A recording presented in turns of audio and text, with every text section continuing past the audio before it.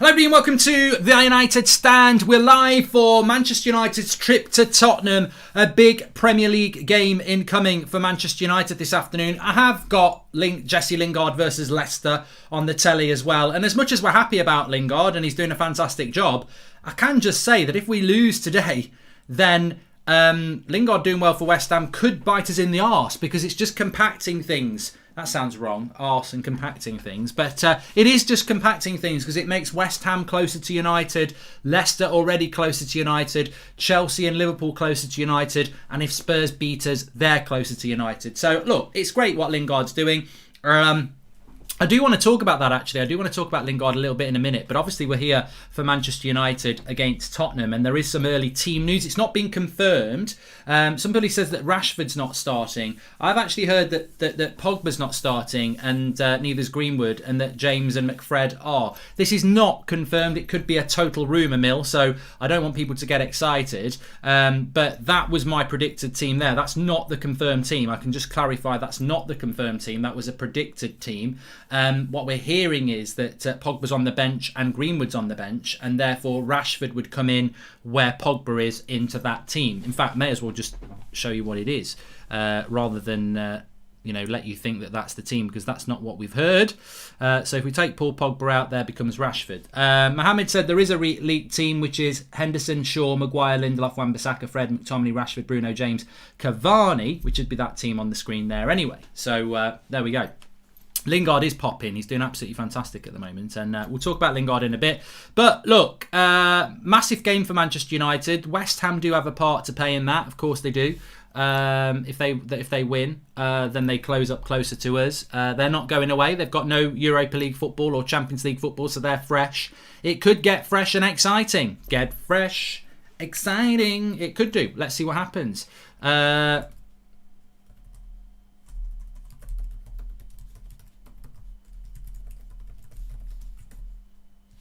Let me just put this tweet out here. So how are we all doing today? I'm actually pumped up for this game. I've got to be honest. I am really excited about it, and I'm probably in the minority. I think a lot of people are thinking this game's going to be a bore. It might be a bore from Manchester United side of things, but I'm not convinced that it's going to be a bore from Spurs sort of thing. So we'll see what happens with that. So, this is the leaked team that's come out. I don't know how accurate this is. It's certainly not coming from sources that I know would be right in the past.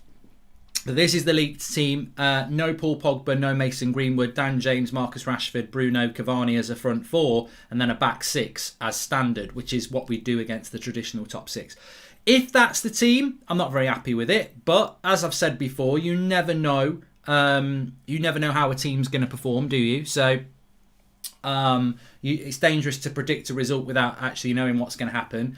But I wouldn't be surprised if he's gone with that back six, because it's what he's done in the traditional top six games this year. We've had a lot of clean sheets against the Liverpools, the Man Cities. The only team we didn't get a clean sheet against was, of course, Spurs, and they got 6.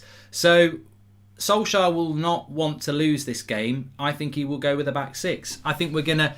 And I think that's dangerous. I do think it's dangerous if he does it. And he will have to take the criticism if he doesn't. To me, that looks like a team that will get beat. If he gets a draw, he'll sit there and say, look, I've done my job. I'm grinding it out. I've not been beat. And if he does that, fine. If that gets beat, that's a negative team, and he'll have to take the credit. He'll have to take the critics. But that might not be the team. That might not be the team. So we'll see what happens with that. Sam JG says we must exploit Spurs from the back line and defensive weakness. I think Spurs' weakness is their defence, so attack their defence, yeah. Do you still rate Sancho? I, for one, think he's overpriced, especially since he's not in that great form, and let's go red, says Eduardo.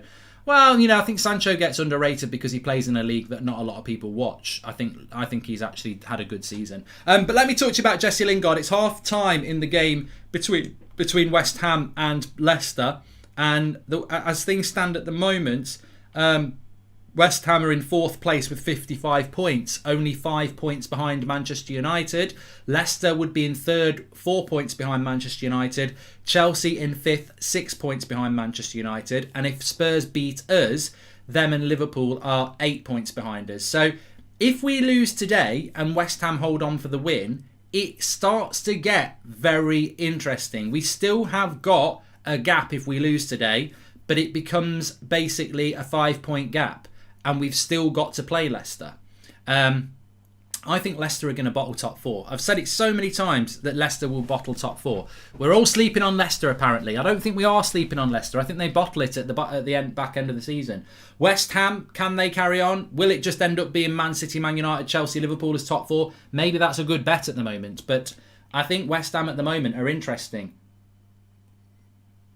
And of course, they're more interesting because of Manchester United. I mean, imagine if Man United don't finish in the top 4 and West Ham do. It would be a double kick in the nuts for Ollie. Lingard, he loans out and he inspires them to top 4. And Moyes, a former Man United manager. But West Ham's fixtures, they've got Newcastle next. Then they've got Chelsea. Then they've got Burnley, Everton, Brighton, West Brom, Southampton. I mean, I could see West Ham winning 6 of their last however many games they've got. I think they can beat Burnley. I think they can beat Brighton. I think they can beat West Brom. I think they can beat Southampton. Everton will be difficult for them. Chelsea will be difficult for them. But they can definitely they could win 6 of their last 8, which would take West Ham and Lingard to 6 of their last 8 would be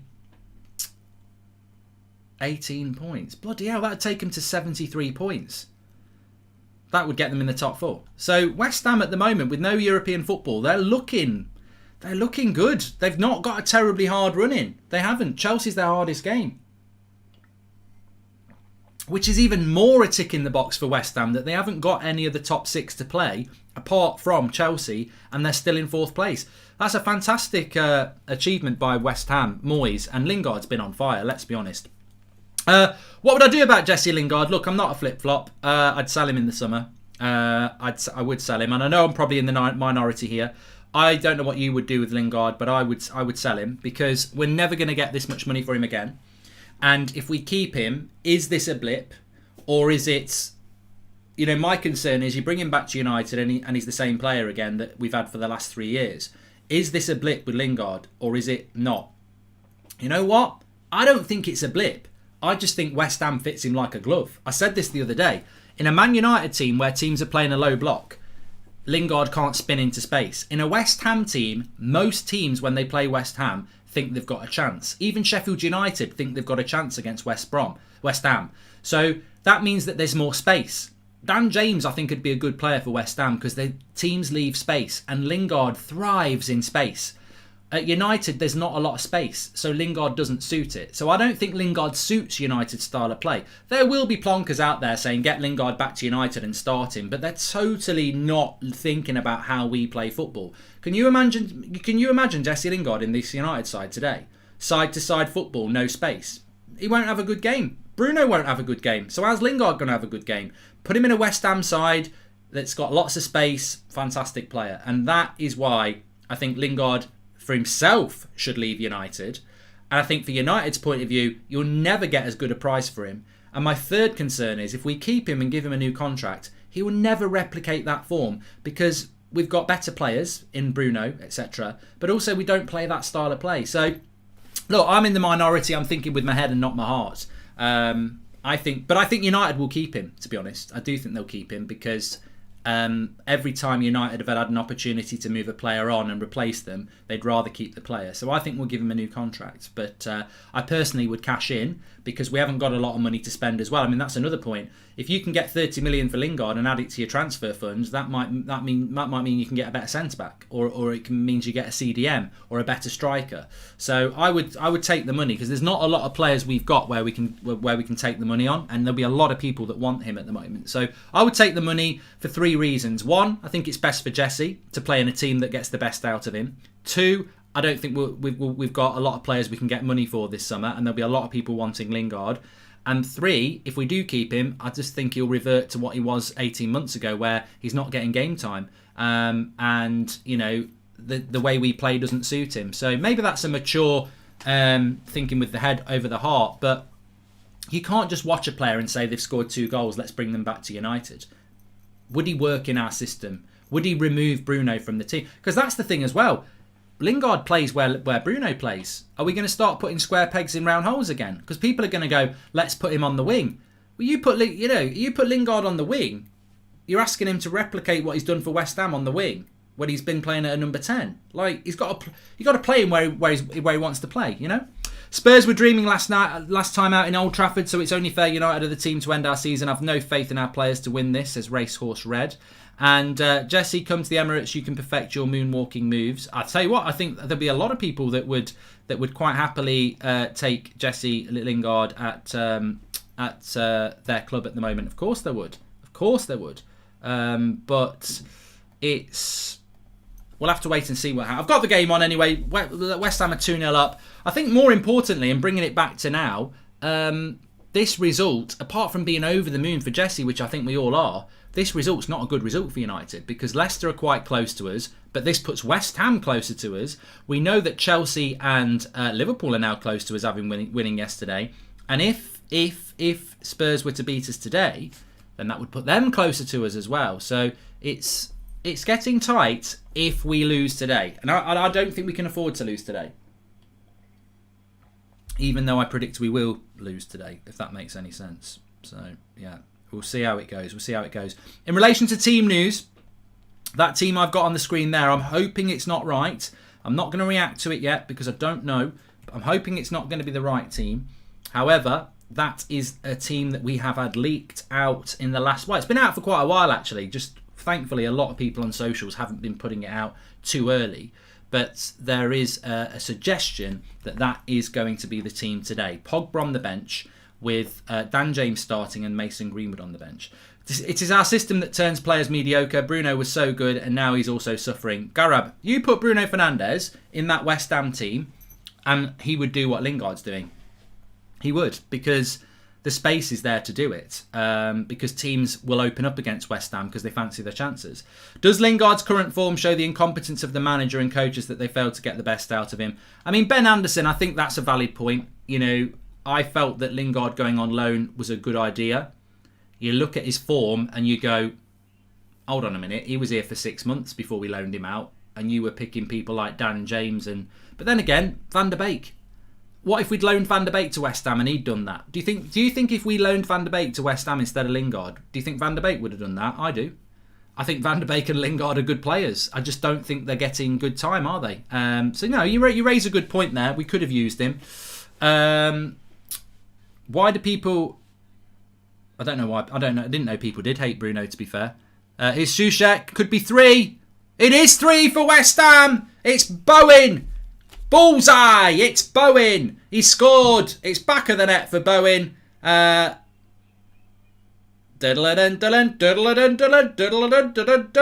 the bullseye with Jared Bowen. It's 3-0.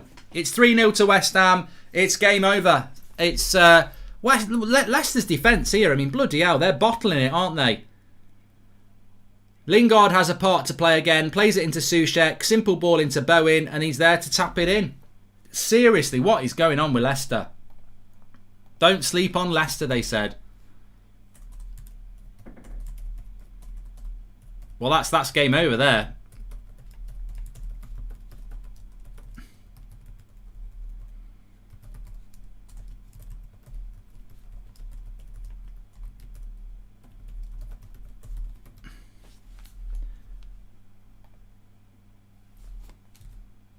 But playing good football, West Ham there. Anyway, back to Manchester United. Are you worried about West Ham catching United? I am. They're 5 points behind us now.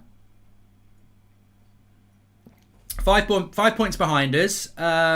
If we lose today, then 5 points can be closed up quite easily. Leicester can come back. Arsenal did it, says Ahmed. Well, they could come back, yeah, but I think Brendan Rodgers knows that they're in trouble here today. I'm just trying to see if I can get any confirmed team news for you other than the one that we've had.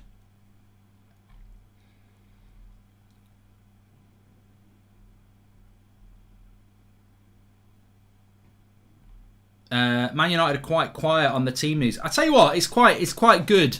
It's quite good, to be fair, that there isn't really anything being leaked about the United team. I'm hoping that the story that was a little bit on Twitter is a load of bollocks, really. I'm hoping that team that's on the screen isn't true, because if it is true, I think there's going to be a lot of reaction from a lot of different people. But it's not... there's not a lot floating around at the moment around this United side.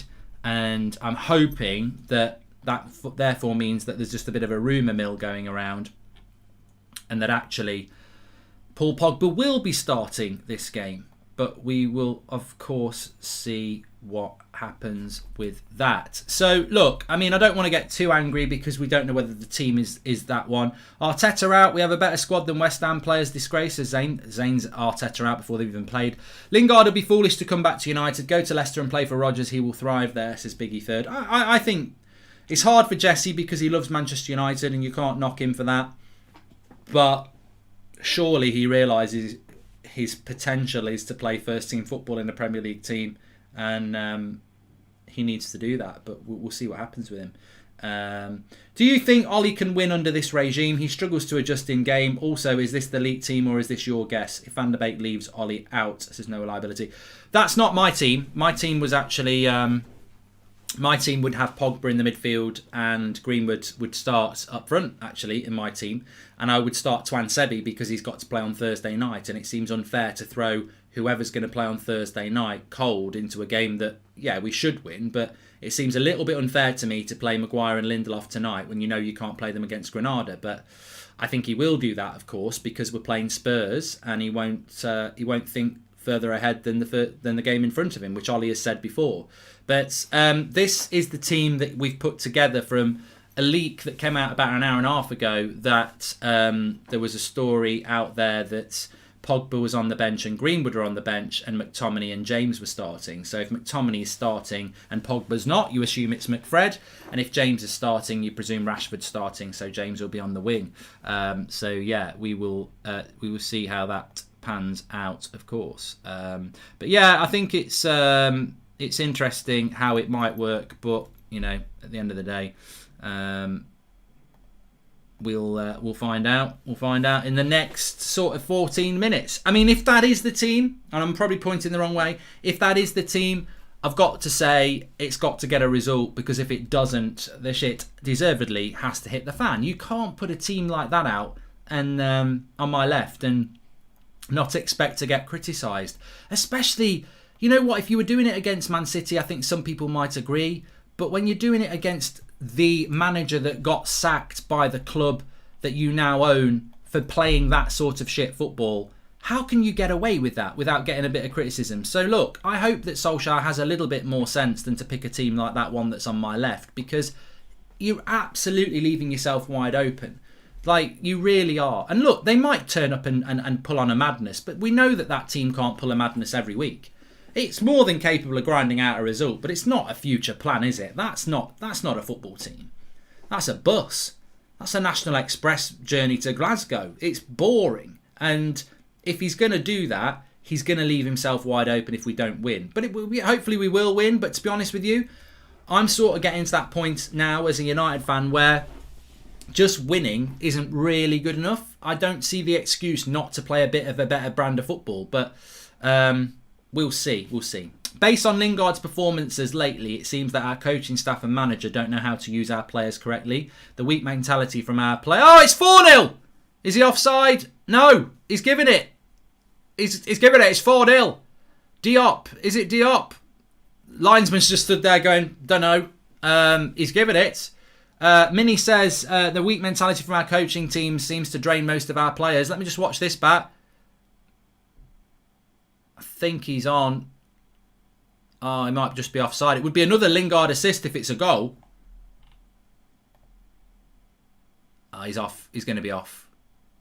Yeah, he's off. Yeah, there's two of them off there. Would have been another assist for Lingard, though.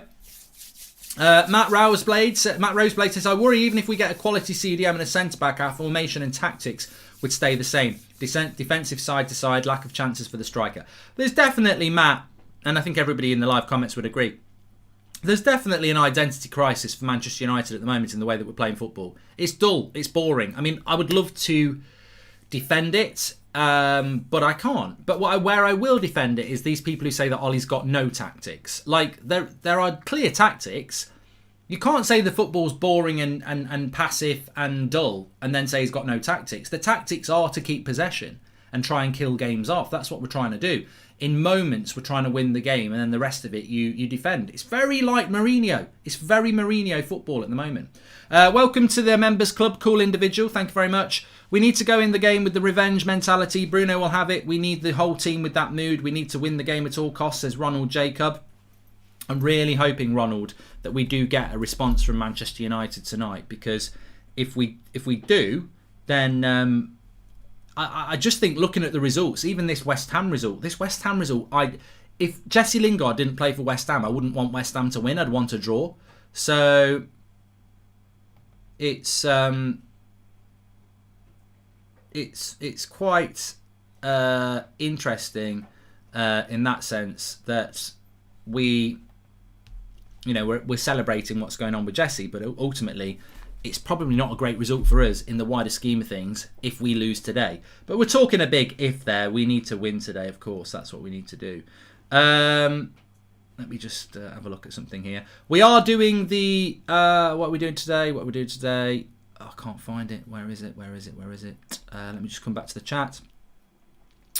Hey, Mark, love your channel. And quick question. Do you think Ollie is not playing Donny and the others as a message to the board? It's not like Donny is prospects, says Jack Mully.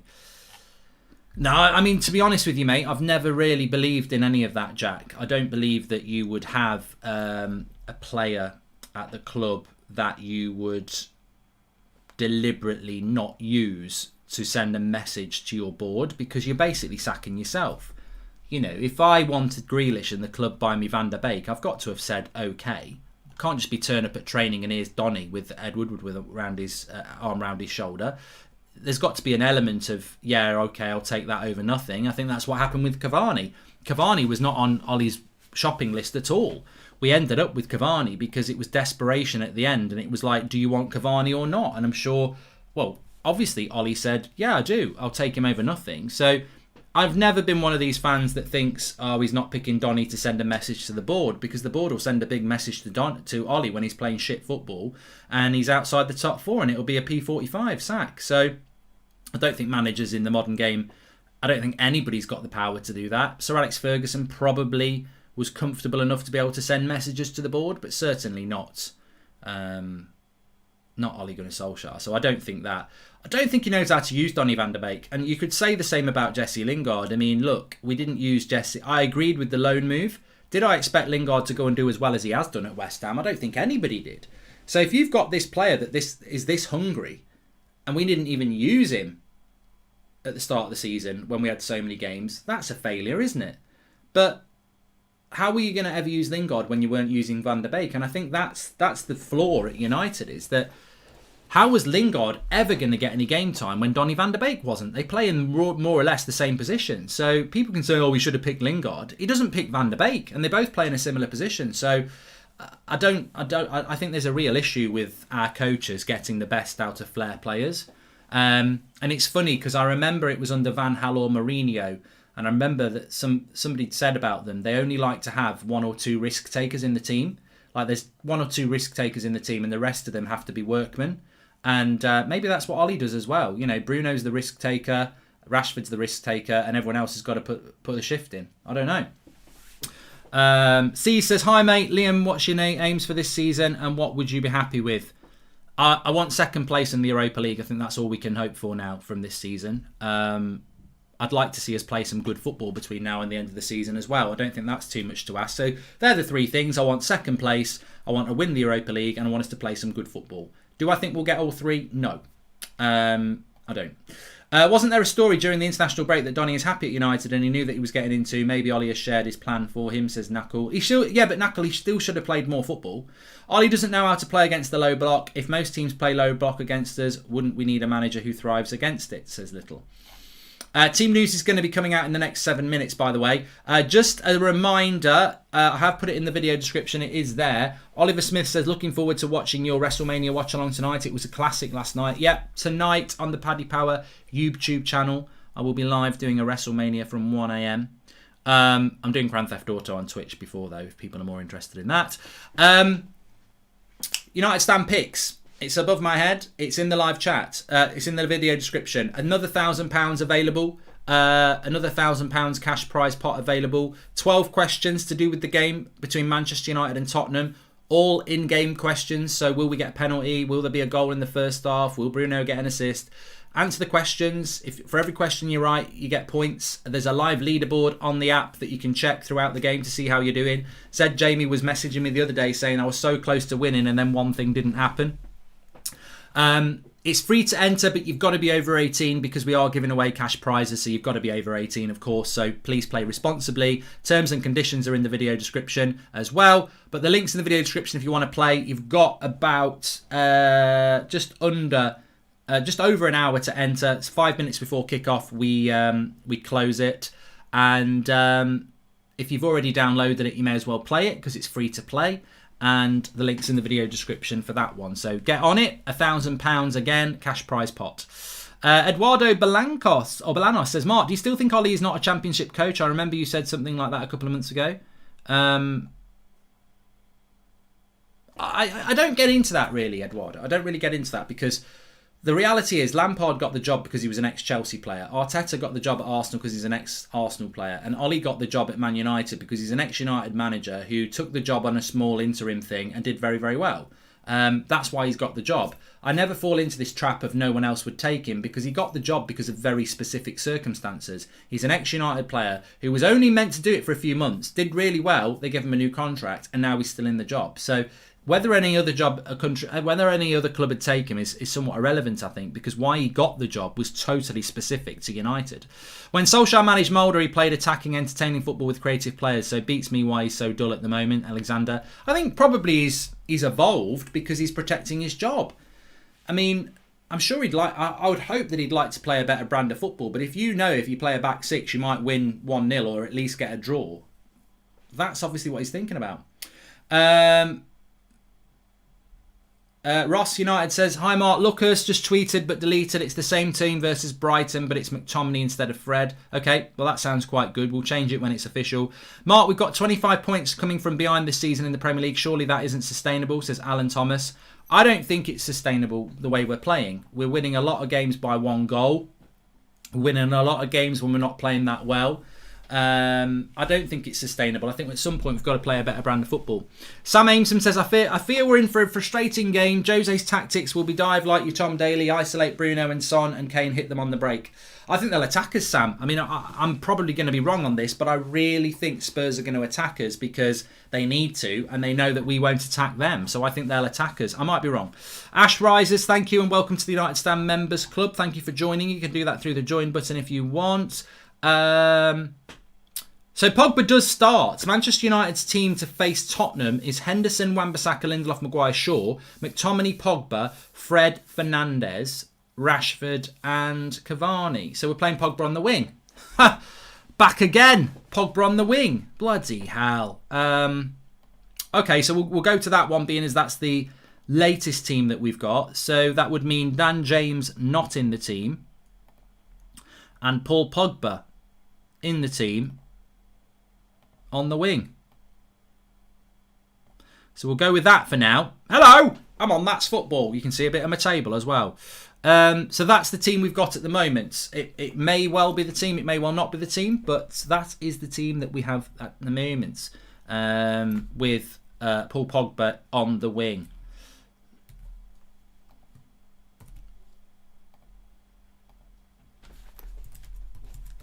I'm just getting that confirmed.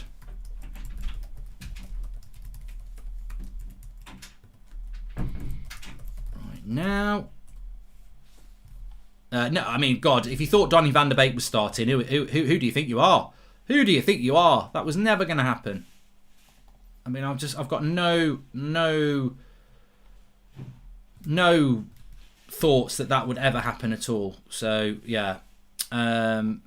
Welcome to the Members Club, Ash Rises. And Ollie don't seem to understand attacking. Could be the best way of defence, especially when our backline is so weak, says Minnie. And if we get a centre-back, how about a 4-2-2-2 with Bruno plus Van der Beek, Lingard rotation, and get a right winger with Martial, says Call Shmuel.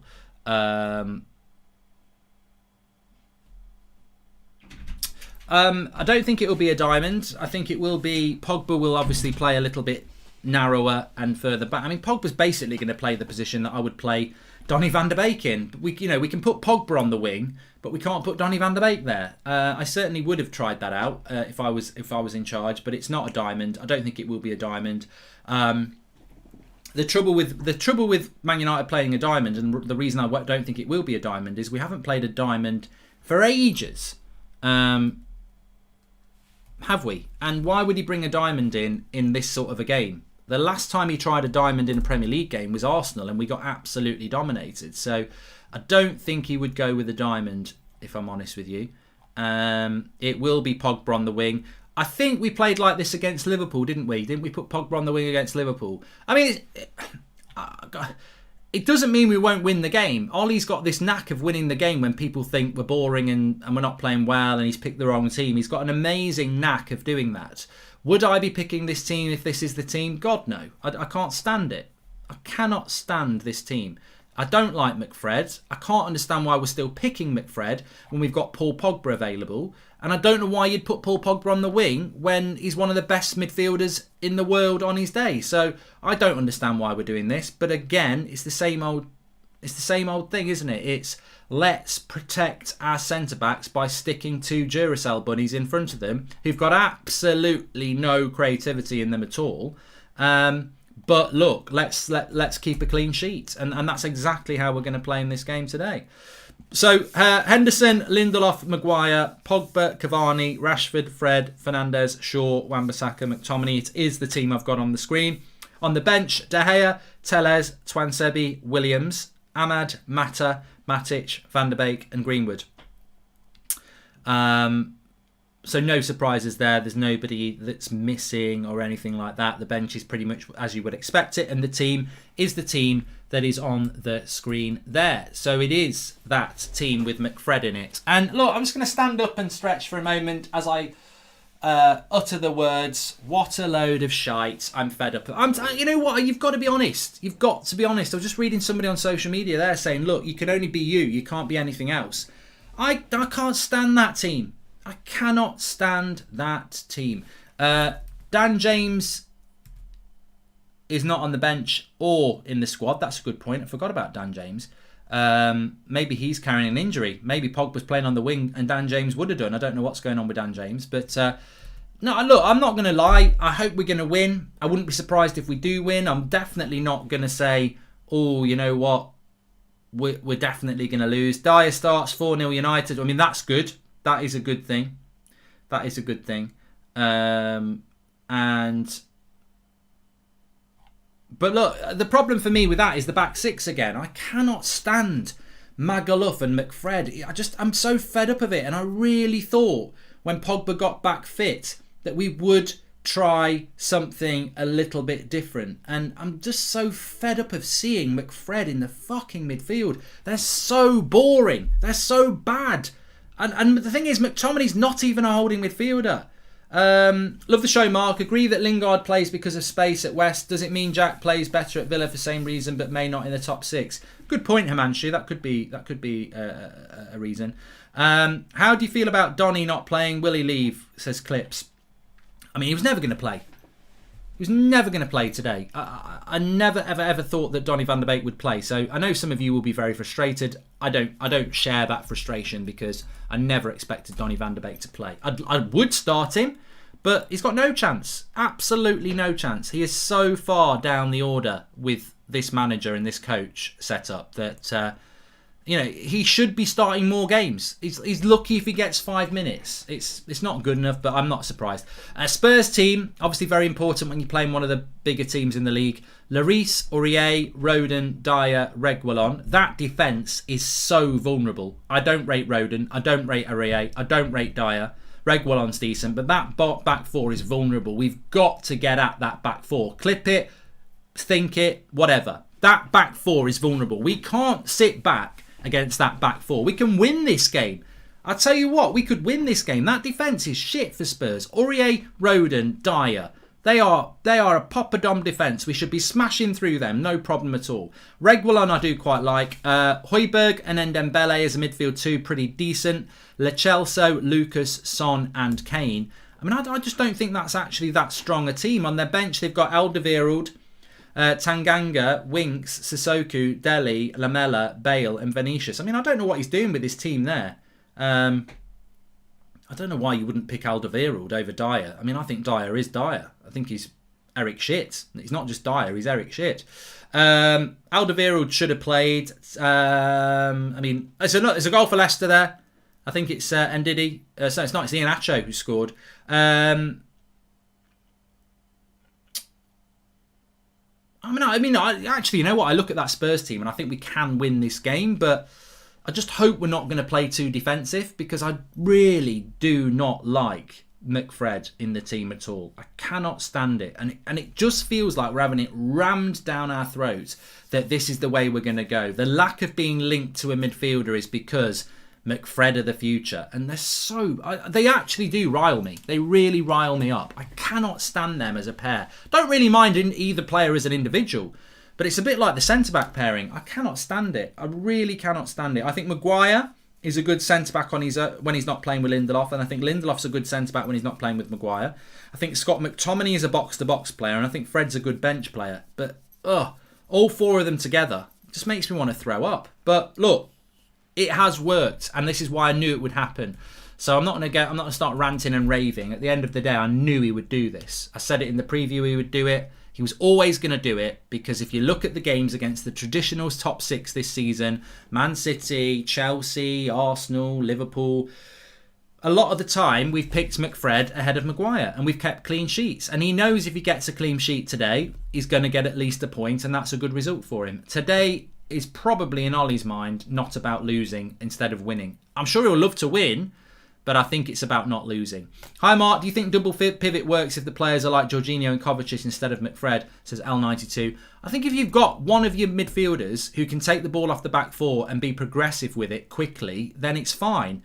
But we've seen it so many times with Fred. I mean, look, hopefully they'll have a good game today. They can't continue to be absolutely dreadful, can they? At some point, and I mean, we probably think an average game is a good game because we're so used to bad games that... long term, they ain't going to cause anybody any problems, and I think we've seen that time and time again.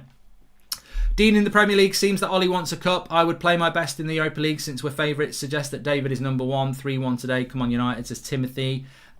City losing yesterday. Do you think we can catch up? Says Clips. Look, we've got to look at that. We've got to look at that. We've got to look at the fact that winning today, slim chance of the title. I mean, slim to no chance, but we have got to try and win. Sick and tired of Ollie's back six. For someone who is supposed to champion, he just doesn't get it. This is not the United way. I see a 0-0 again, says Edward Walters. I think Ollie would love a 0-0. I think that's why we've set up how we have.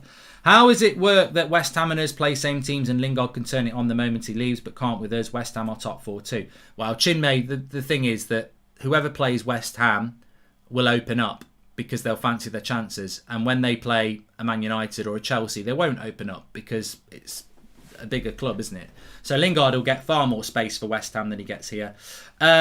Just going back to what Timothy said about Dean Henderson in goal and David De Gea in goal for the Cup, it means that David De Gea is number one because the Cup's the priority. I don't agree with that. I don't agree with that. You could say that the Premier League is more important. I'm sure Mr. Luckhurst would at Manchester Evening News. He's convinced that Dean Henderson's number one now. I don't think it really matters. One will play in the Cup and one will play in the League. I think Solskjaer has to do that. I don't think there's a conversation to really be had about who's number one and who's not number one.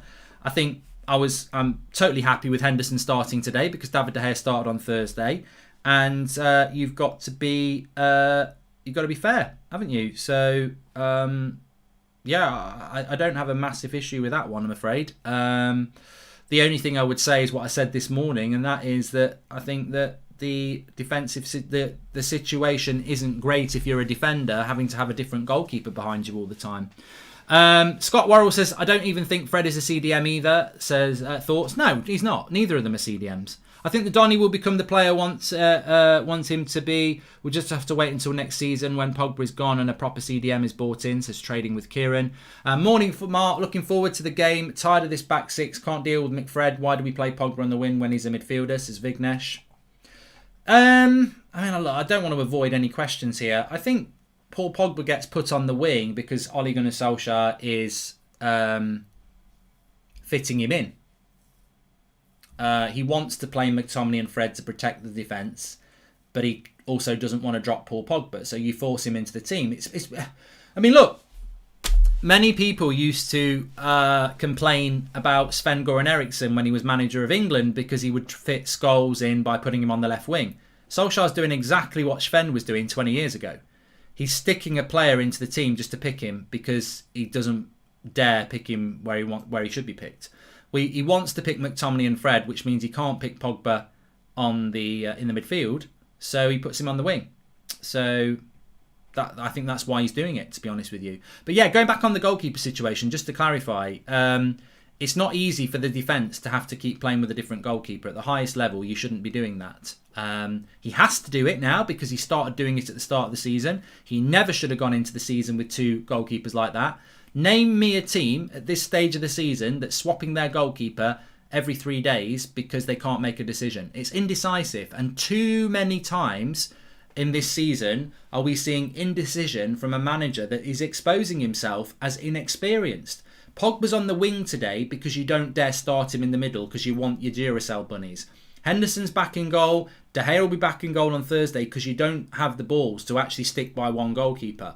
Pogba's on the wing, like I said. Rashford plays all the time because you daren't drop him even though you probably should have done. Maguire's playing today, but he's not playing in a big game on Thursday, so maybe it would have been a good idea to give Twansebi some time instead of chucking him into a game cold on Thursday. But it's always about keeping people happy.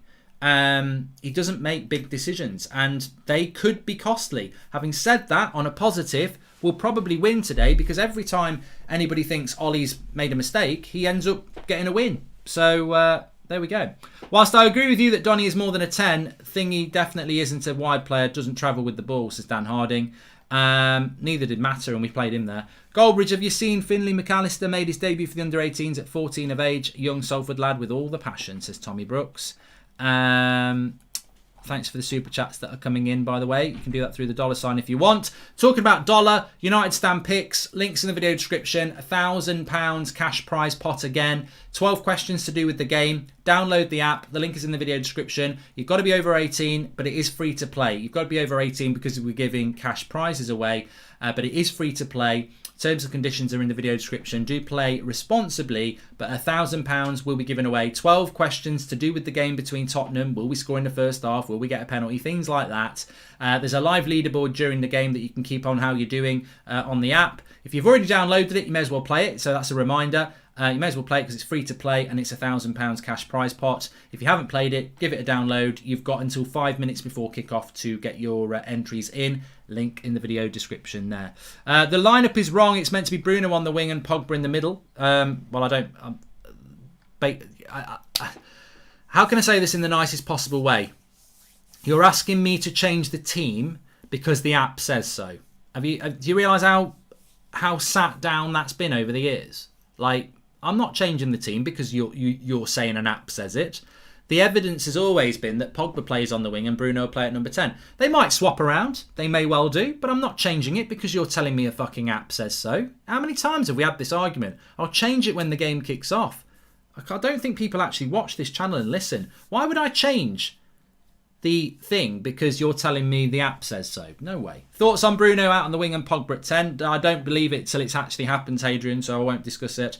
I don't think Pogba's playing on the wing, Mark. If you look at the United app, that's bullshit. I'm not listening. I'm not changing the team for the United app. No way. No way. Zidane done the same last night. He played Valverde on the left wing because he can't drop anyone from his unbelievable midfield, says JJ Smith.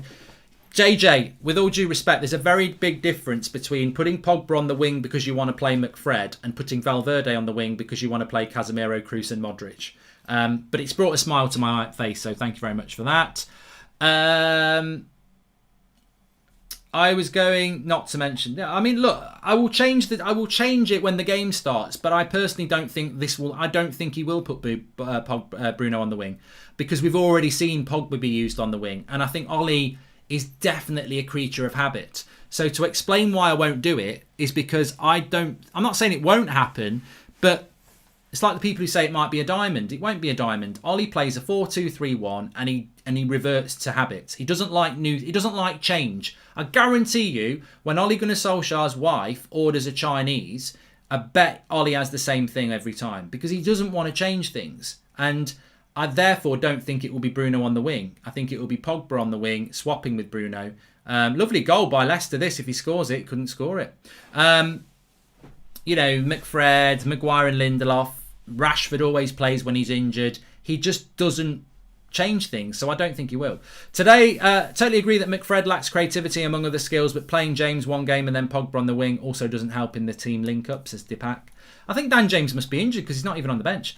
Marks, what's wrong? That's wrong. It's Henderson on the wing and De Gea in the middle, says Vervin. Nuts. And Pogba is also playing. No, I'm not talking about that until the game. I don't mind. I don't mind if it happens in game, I'll change it, but I'm not changing off the app. And we've learnt this lesson for the old schoolers. We've learnt this lesson time and time again. You'd get people. We used to have arguments about formations, and the one football app says it's a bloody back five, this, that, and the other. No, wait till the game kicks off, and then we'll change it. It's wasted energy when we could be talking about a lot of other things. 3-1 to West Ham at the moment. 10 minutes to go, so they should get over the line, but they have blown a 3-0 lead before against Arsenal. Leicester bottling it again, says Ibrahim. And Mark, Van der Beek can do everything McFred can do. Look, again, you're singing my tune. Van der Beek should be getting more game time. Did I expect him to play? No. Am I frustrated that he's not playing? Yes. Am I angry? No, because I didn't expect him to play anyway. The only change, if anything, will be Pogba left wing, Rashford right. The United app is as much use as a nun in a brothel, says Matt Rochblade. Well, at the end of the day, the United app might be doing it on purpose. So, they might be doing it on purpose to try and trick Mourinho, but I don't think Mourinho would be tricked by that. Look, just the Spurs team, by the way, if you don't know what the Spurs team is, Lloris in goal, Aurier, Rodon, may as well be Joe Rogan, Dyer, Reguilon. I think that defence, we've got to score today. That defence is so bad for Spurs. We've got to score. And to score, you've got to attack. So I hope we do try and attack a bit, because I think that Spurs defence is shit. Their midfield of Ndembele and Højbjerg is okay. Mora, Lo Celso, Kane and Son. It's not too bad. But I think what Ollie's gone with today is he's gone for the players that he knows will put a shift in. He's put McFred in the midfield, and he's done that because he knows that he can pat them on the back and say, "I, the Tiger, go on out there and fight for me." And he knows they'll do that. He's gone for the passion merchants over probably the better footballers, but it doesn't mean we won't win. I think Ollie just lives by the simple policy: if it ain't broke, don't fix it. But the thing he does not understand is it's going to crumble eventually, says Sakin.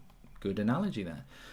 Ollie's going to run Rashi into the ground and won't be happy until his career ends up like one of the horses that fall at the Grand National, says Joshua Bowater. It's a good point. Nobody's mentioned Rashford because we're all too busy talking about McFred, etc. Nobody's mentioned Rashford, and I think that's a very, very good point, isn't it? That we've not spoken about Rashford, and should he be playing in this game?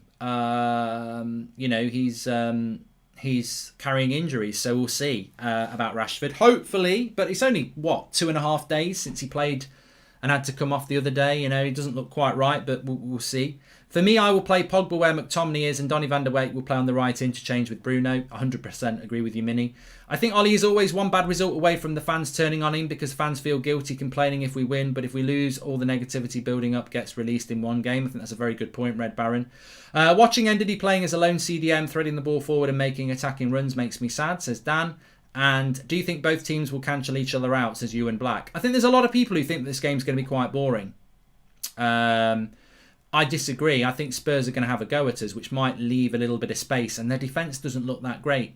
Hi Mark, I'm keeping an eye on Dortmund and it seems likely they won't make top four. How do you think that will affect our pursuit of Sancho? Says Cool Collectible. I think it will reduce the price. And the fact that we consider McTominay, Fred and Maguire even good enough for the subs bench shows how far we've fallen. It's depressing. Would they get into the City team? Says Pip. Well, they wouldn't. Maguire might get on their bench. McTominay and Fred wouldn't. They'd be given the weekend off.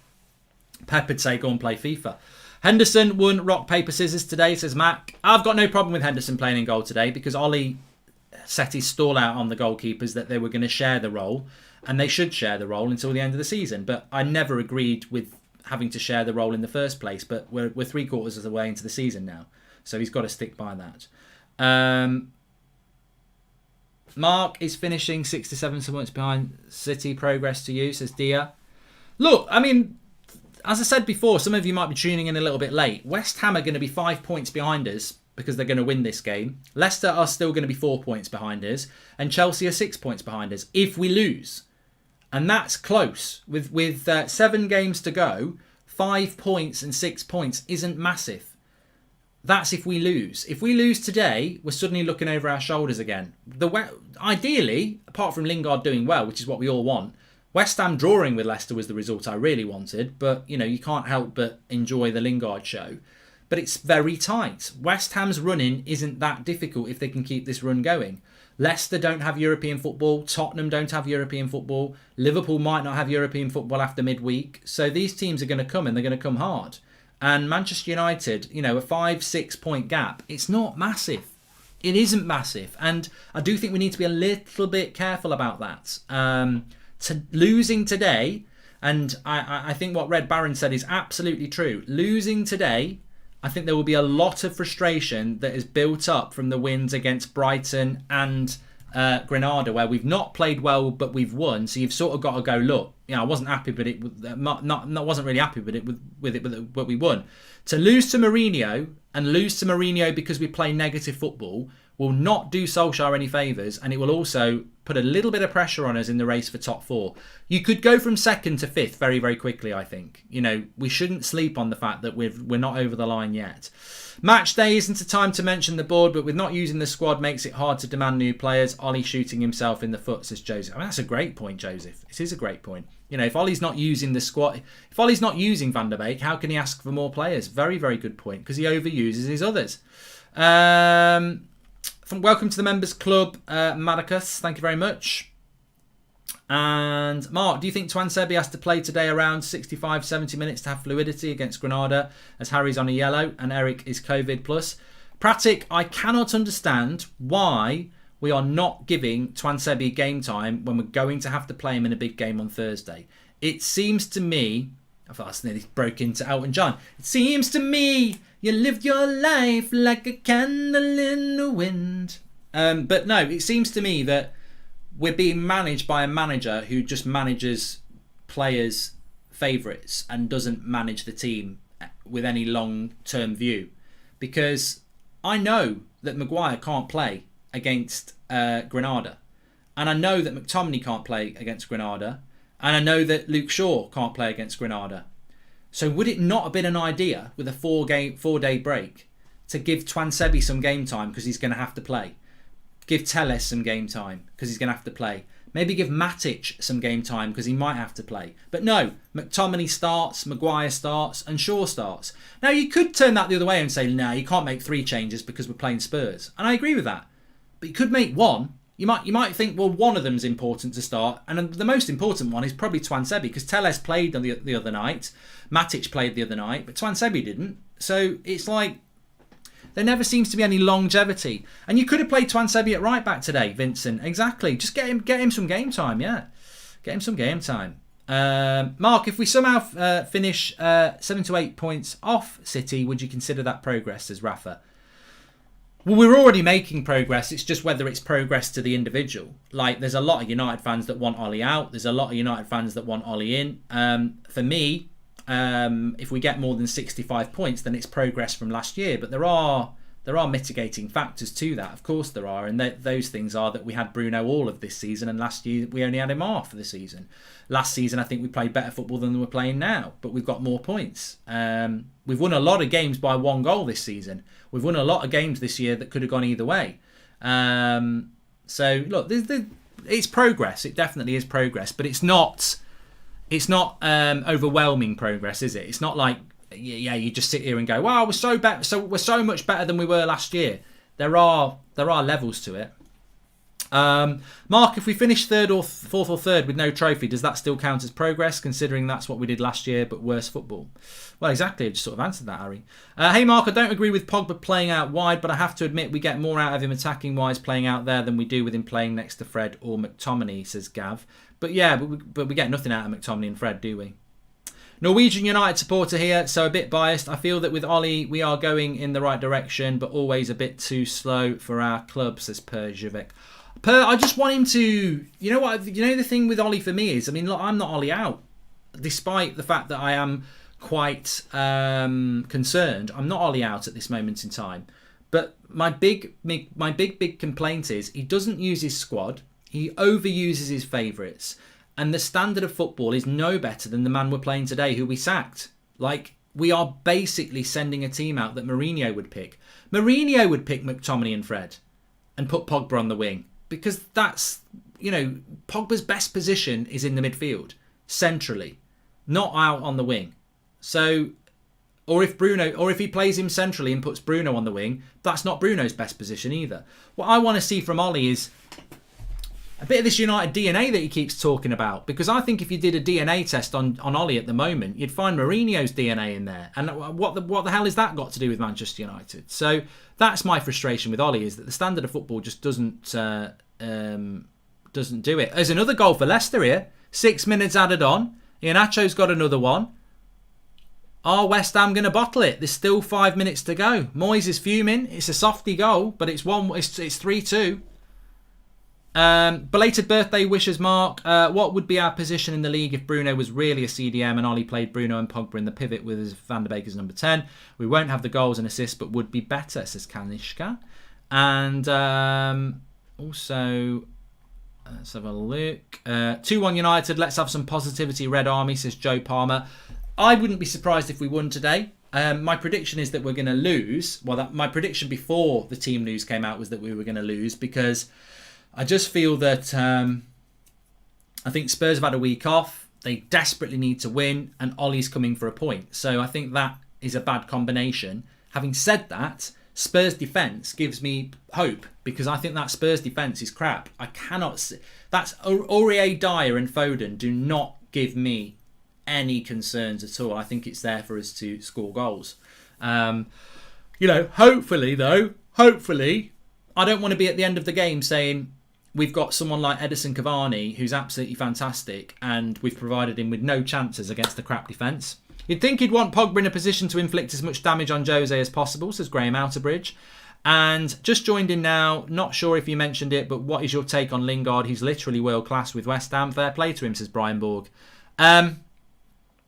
My take on Jesse Lingard is that he is playing for a team that suits him like a glove.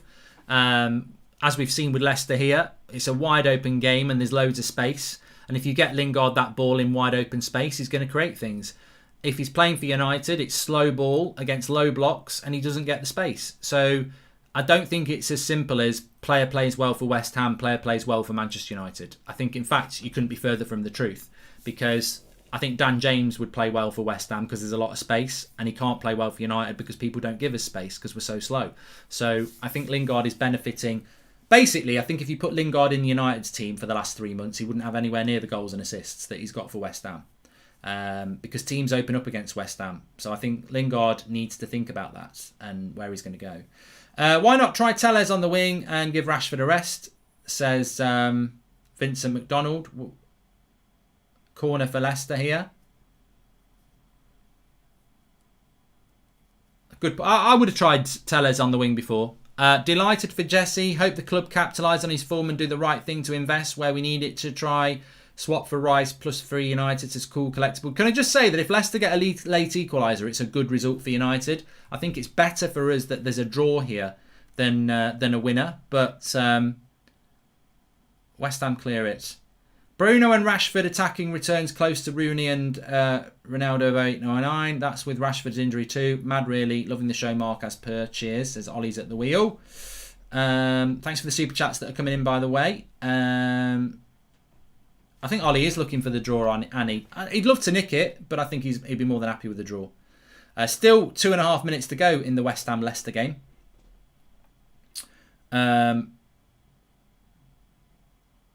Rapid says, how would you feel if we lost 6-1 again?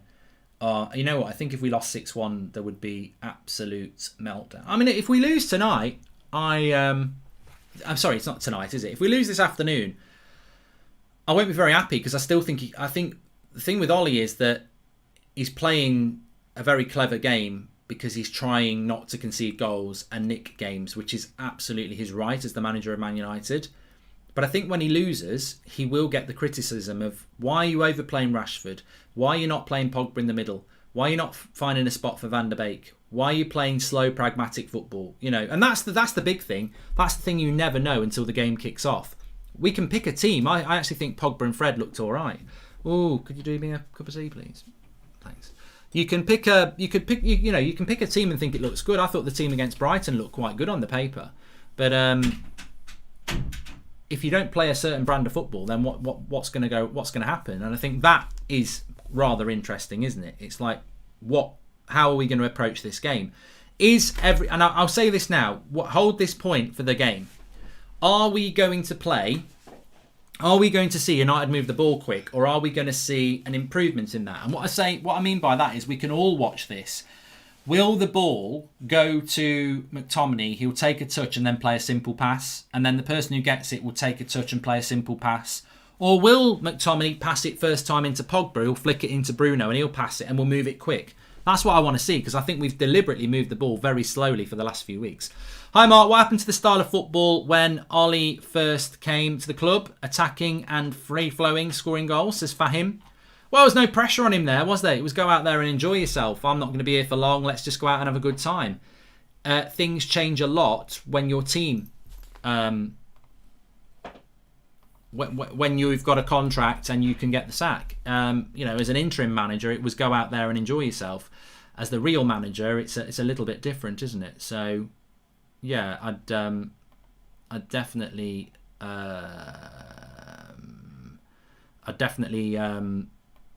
say that that's the issue. Looks like West Ham are going to hold on here. Big chance there at the end for Fofana. Iheanacho can't believe it. How big a chance was it? Cross comes in. Oh, it was a big chance. It's a big chance for Fofana and he's headed it wide. And that's the end of the game. Well, they've had a good chance there. Moyes walks off amongst some bubbles. But Lingard will get man of the match there, 100%. And they've won. West Ham. I mean, you can't moan about that. You know, we want to see Lingard doing well and he has done well there. But it could have been very different if Fofana finishes that header. It definitely could. Right, I'm going to get Flex on the show. Let me just get him on, see what he's got to say. Let me get that. Smile, an everlasting smile. A smile will make you near to me. Here he is. Hello. I'm smiling. How you doing, mate? You all right? Yeah, all good. Good game, that was an entertaining game. They should have got an equaliser there, that Fofana header. Just that. What's your thoughts on the team then? Looks like it's either going to be Pogba or Bruno on the wing, but it's definitely McFred starting. Shoehorning in Pogba, basically because he doesn't trust him in a central area to work hard in the big games. That is what it is. He doesn't. Instead of looking for a system that maybe gets Paul Pogba playing and gets Paul Pogba on the ball more, enables him to bring players in, he's looking at it like, I just don't trust Paul in the big games to actually work his nuts off. Like that's how it's as simple as that. Yeah. I don't think it needs to be too, dissecting this, that, and the other. It's because he looks at it and goes, McTominay and Fred will run around and work their ass off against Ndombele and Sissoko. Is it? Sorry, Højbjerg and Sissoko. Who's starting for them? Is it Højbjerg and? It's Højbjerg and Ndombele, so they've gone a little bit more attacking, really. Yeah. Okay, a little bit more attacking, but they can get about. Do you know what I mean? They can work hard, and it's the same thing against all of the top six teams. Ollie goes with McFred. That's just the default pattern. But he is still saying that's him saying, but I still need to play Pogba. Like he understands clearly that he needs to play Pogba, but it's his reasonings that he doesn't trust Paul Pogba in the engine room in these type of games. He doesn't think he does enough, which actually, if you look at it from a footballing point of view, isn't good, because you're basically saying that our best player, along with Bruno, one of our best players, isn't going to give you that level of work in the big games, in the engine room, in his best position. So you make of that what you will. The rest of the team kind of picks itself, though, doesn't it? I mean, the back four, we know it was going to be that. The Dean Henderson thing, yeah, I agree. It's clearly, I mean, to be fair, the bigger games are going to be the Europa League at the moment because it's getting into real business time. So you probably want De Gea there if you're Team De Gea and all that stuff. And I can see why he's putting Henderson in. That's fine. Cavani, I was saying to Jay, we did the Insta fan live today. You know, guys, some people come on Instagram on United Stand, which is always good fun. I had Jay on today and a guy from St. Lucia, a guy from Canada. And basically, I was saying to Jay, like the Cavani situation, like there's something about him that just looks off. Like I could be saying this now, and then all of a sudden he goes and scores and does his thing. Great, that's cool. But that's just the way he's moving. I know we don't create chances, and that's a whole different topic. But when I just look at him, I'm just getting the feeling that it's just fizzling out. And I actually said earlier, I said I'd probably start Greenwood, but Ollie said that he needed a bit of a rest and stuff, and hopefully Cavani, we can get the ball to him. But he just looks a little bit off. But I look at Rodon and Eric Dyer, we've got to get at them. Yeah. Like We've got to get at them, man. But I just think it's going to be a boring game. I think it's going to be a draw. Yeah, you're not in the minority there. There's a lot of people thinking it's going to be a boring game, but I do look at their defence. I mean, I didn't realise their defence would be that weak, and I think it's a shit show if we don't try and exploit that defence because there's goals there. It'd be embarrassing not to score against it. But I also feel that West Ham win puts them 5 points off us. Leicester are 4 points off us. Chelsea are 6 points off us. And if Spurs win, they're 8 points off us, and they're in a race for top four as well. So I don't think that Mourinho can approach this game with no Europa League football and go, you know what, a draw is a good result. I think what they'll try and do is what I've seen Spurs do quite a lot this season is they'll get a goal and then they'll park the bus. So I think that they will try and attack us. But obviously, I think we're setting ourselves up for something completely different. I think Ollie's looking at a point here, isn't he? Yeah, I mean, Ollie in the big games would always, seems to want to take a point. Obviously, I think he wants to win, but he's happy with a draw clearly. And with the result that just happened, a draw isn't the worst result. And that's because we've got ourselves into a good position where it's not you have to win every single game. Yeah. We want to win every single game. You know what I mean? But I just see it as today's a game where if we get the first goal, I think we'll be all right. I think with Spurs, though, they can give you that impression sometimes under Mourinho that you're in control, you're doing all right, and then Son and Kane just hit you on a counter, great link up. Wan-Bissaka loses Son from outside to in that channel. I don't think Son will get joy against Wan-Bissaka one-on-one in terms of just Son running at him one-to-one, but where he could get joy is if Wan-Bissaka goes to sleep on that side and Kane makes puts the ball through to Son when he makes the run from outside to in. I think that's going to be a really interesting point because we do see Wan-Bissaka sometimes out of position. I think Luke Shaw on the other side against he would be against Nora should be okay. And Harry Kane, we got to keep tabs on him. Harry Maguire's been talking about him all week, saying how well he knows he plays and stuff like that. So we got to put it in. Yeah, I think hopefully Harry's setting himself up there for a good game because he will know Harry Kane very, very well, obviously from England and everything like that. I mean, look, the keeper thing you touched on, I don't want to. We spent a lot of time talking about that last week. I'm more than happy with the keeper situation. Share it out. I don't like sharing it out, but he's done it all year, so let's stick with that. I mean, I think it's difficult as a defender to keep having to change. A couple of other things, obviously. I mean, you mentioned Maguire there. I don't even think Eric Bay's back in the country yet, so I don't think he can play on Thursday. What was there not an opportunity here? Because it's still a big game on Thursday where Maguire's not going to play. Was there not an opportunity here to try and find a way to get some Twan Sebi game time in? Not in this game. No? Not in this game, man. Not in this game. Like he doesn't trust him. But if he throws him in on Thursday, he does not trust him whatsoever. And he's rusty, and then we go out, then people say, I know it's not ideal, but I still think it might have been an idea. He ain't going to give him. Yeah, he's never going to go Artur Zabi. I tell you what, you need a little bit of fitness because you've got to play on Thursday night when we're 2-0 up against Granada. Get out there against Spurs away. I just can't see it. I know he did kind of. Obviously, he brought him in against PSG at that time when we had to, when Lindelof was injured. But he just, I think Axel's going to leave. I don't see how he gets any game time. It's quite sad, really. You don't get no game time. So, and Ollie doesn't trust him. Again, a manager can say what they want in the press conferences. I always see it. He can always say what he wants and, make it sound a bit better than it is. What speaks wonders is your team selection, isn't it? Or lack of, and if a player isn't playing or you don't pick them, it means you don't rate them. I'm just trying to see how many games he's played this season. If anyone can do it quicker than me, they're more than welcome. But I was just trying to see there how many games he's played this season. But no, I you know what? It's always good to get a different opinion. And I said, look, maybe you should be getting Twansebi some game time in a game like this when you're going to have to use him on Thursday.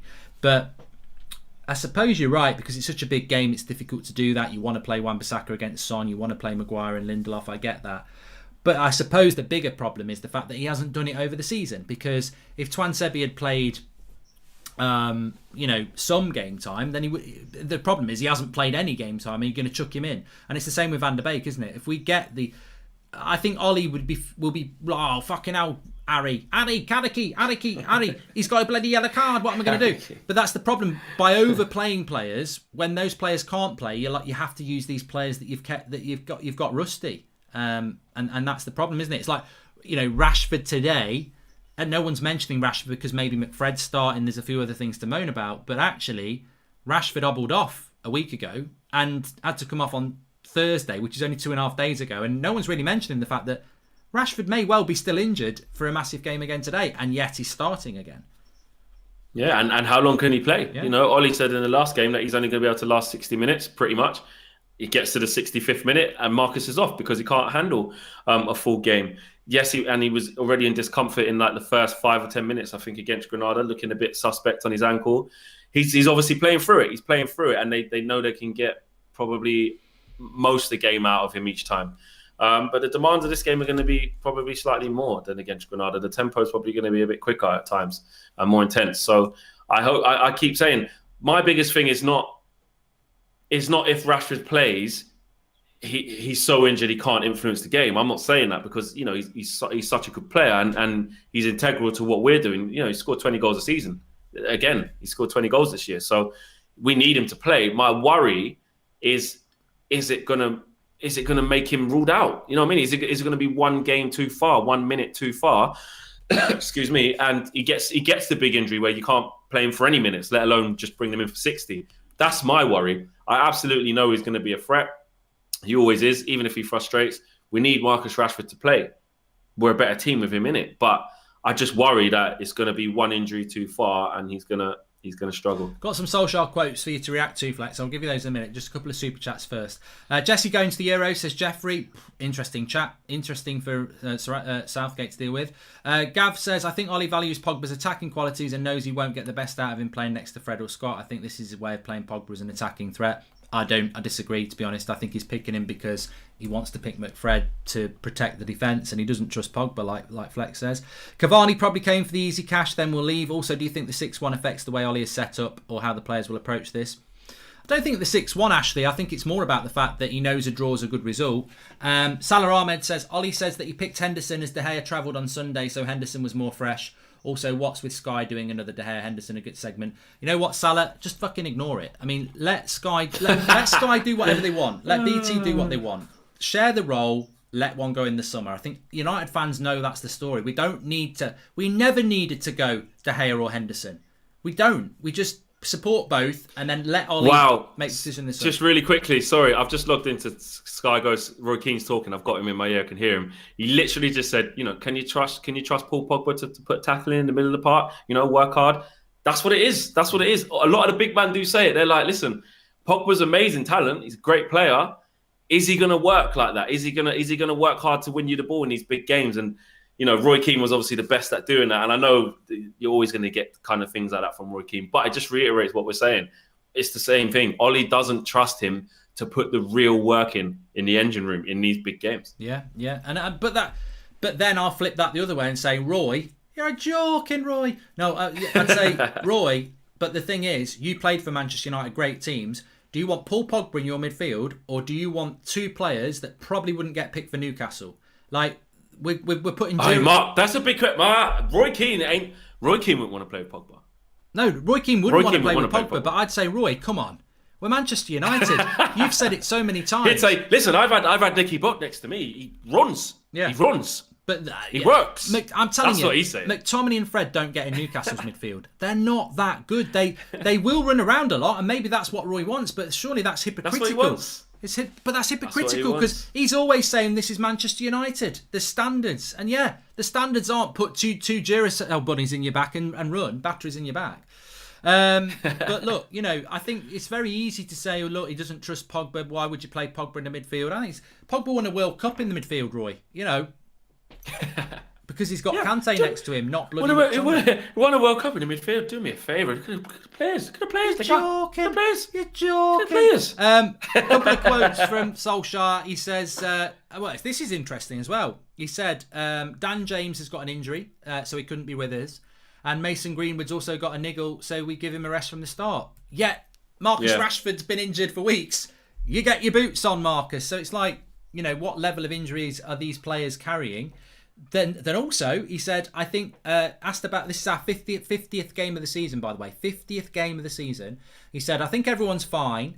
We didn't do a lot of training on the pitch. We had meetings, but rest and recovery is the name of the game when you don't come back until 1 o'clock Friday afternoon. You see, I think Solskjaer has to be very careful with that, Flex, because all this talk about 50th games and rests, we know he doesn't rotate his squad, so you can't moan about quick turnarounds when you're using the same players every game. I mean, how many players out of the team that are starting today started on Thursday night?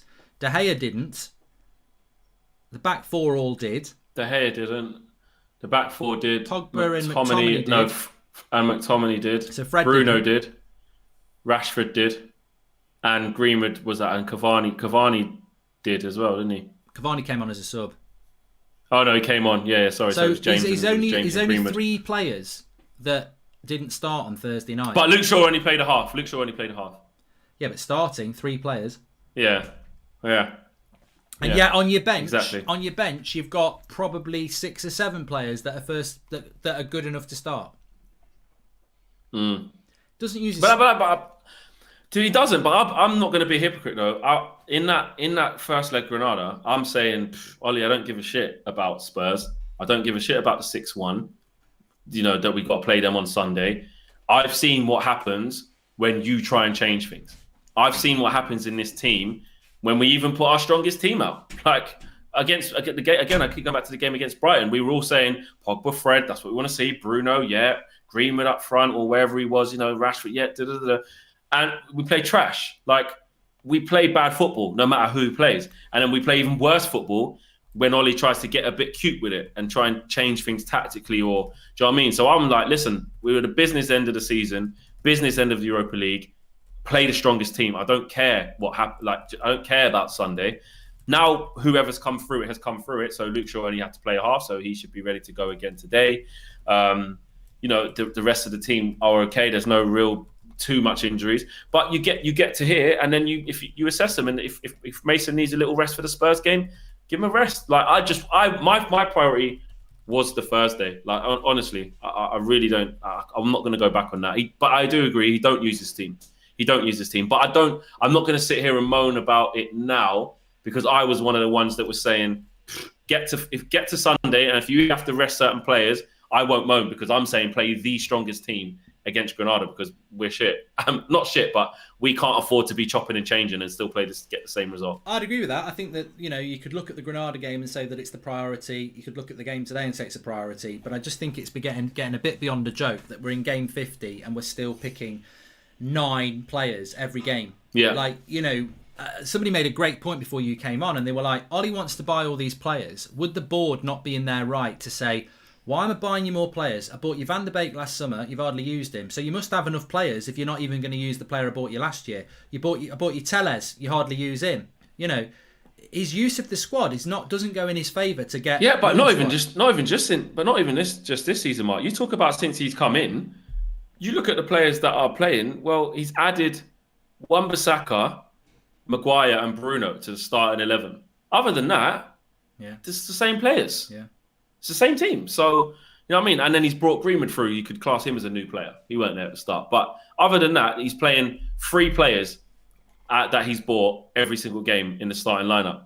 Cavani's in and out. It's really Martial's the number number 9, isn't he?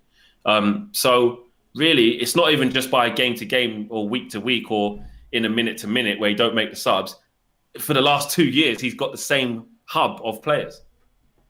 Mark Dobby said he should have made the changes earlier in the season and his players would have been fresher now. Now is the time to stick to a team, which is probably right, Mark, really. We're at the business end of the season. He should have been making more rotation before. I think that's a good point. Hi, Mark and Flex. Hope you're good. Think about after yesterday, City might slip, or is that wishful thinking? Says Funky. I'll come back to that in a minute. And Abject says, Jose Mourinho, rich man's Tony Pulis, specialist in failure, poison for football, bus driver. Come on, United, let's make them cry today, says Abject. Just a reminder that United Stand Picks, you've still got 10 minutes to enter. Links in the video description. If you've already downloaded it, you may as well play it. 12 questions, all to do with the game itself. So United, will they score a penalty? Will they get a goal?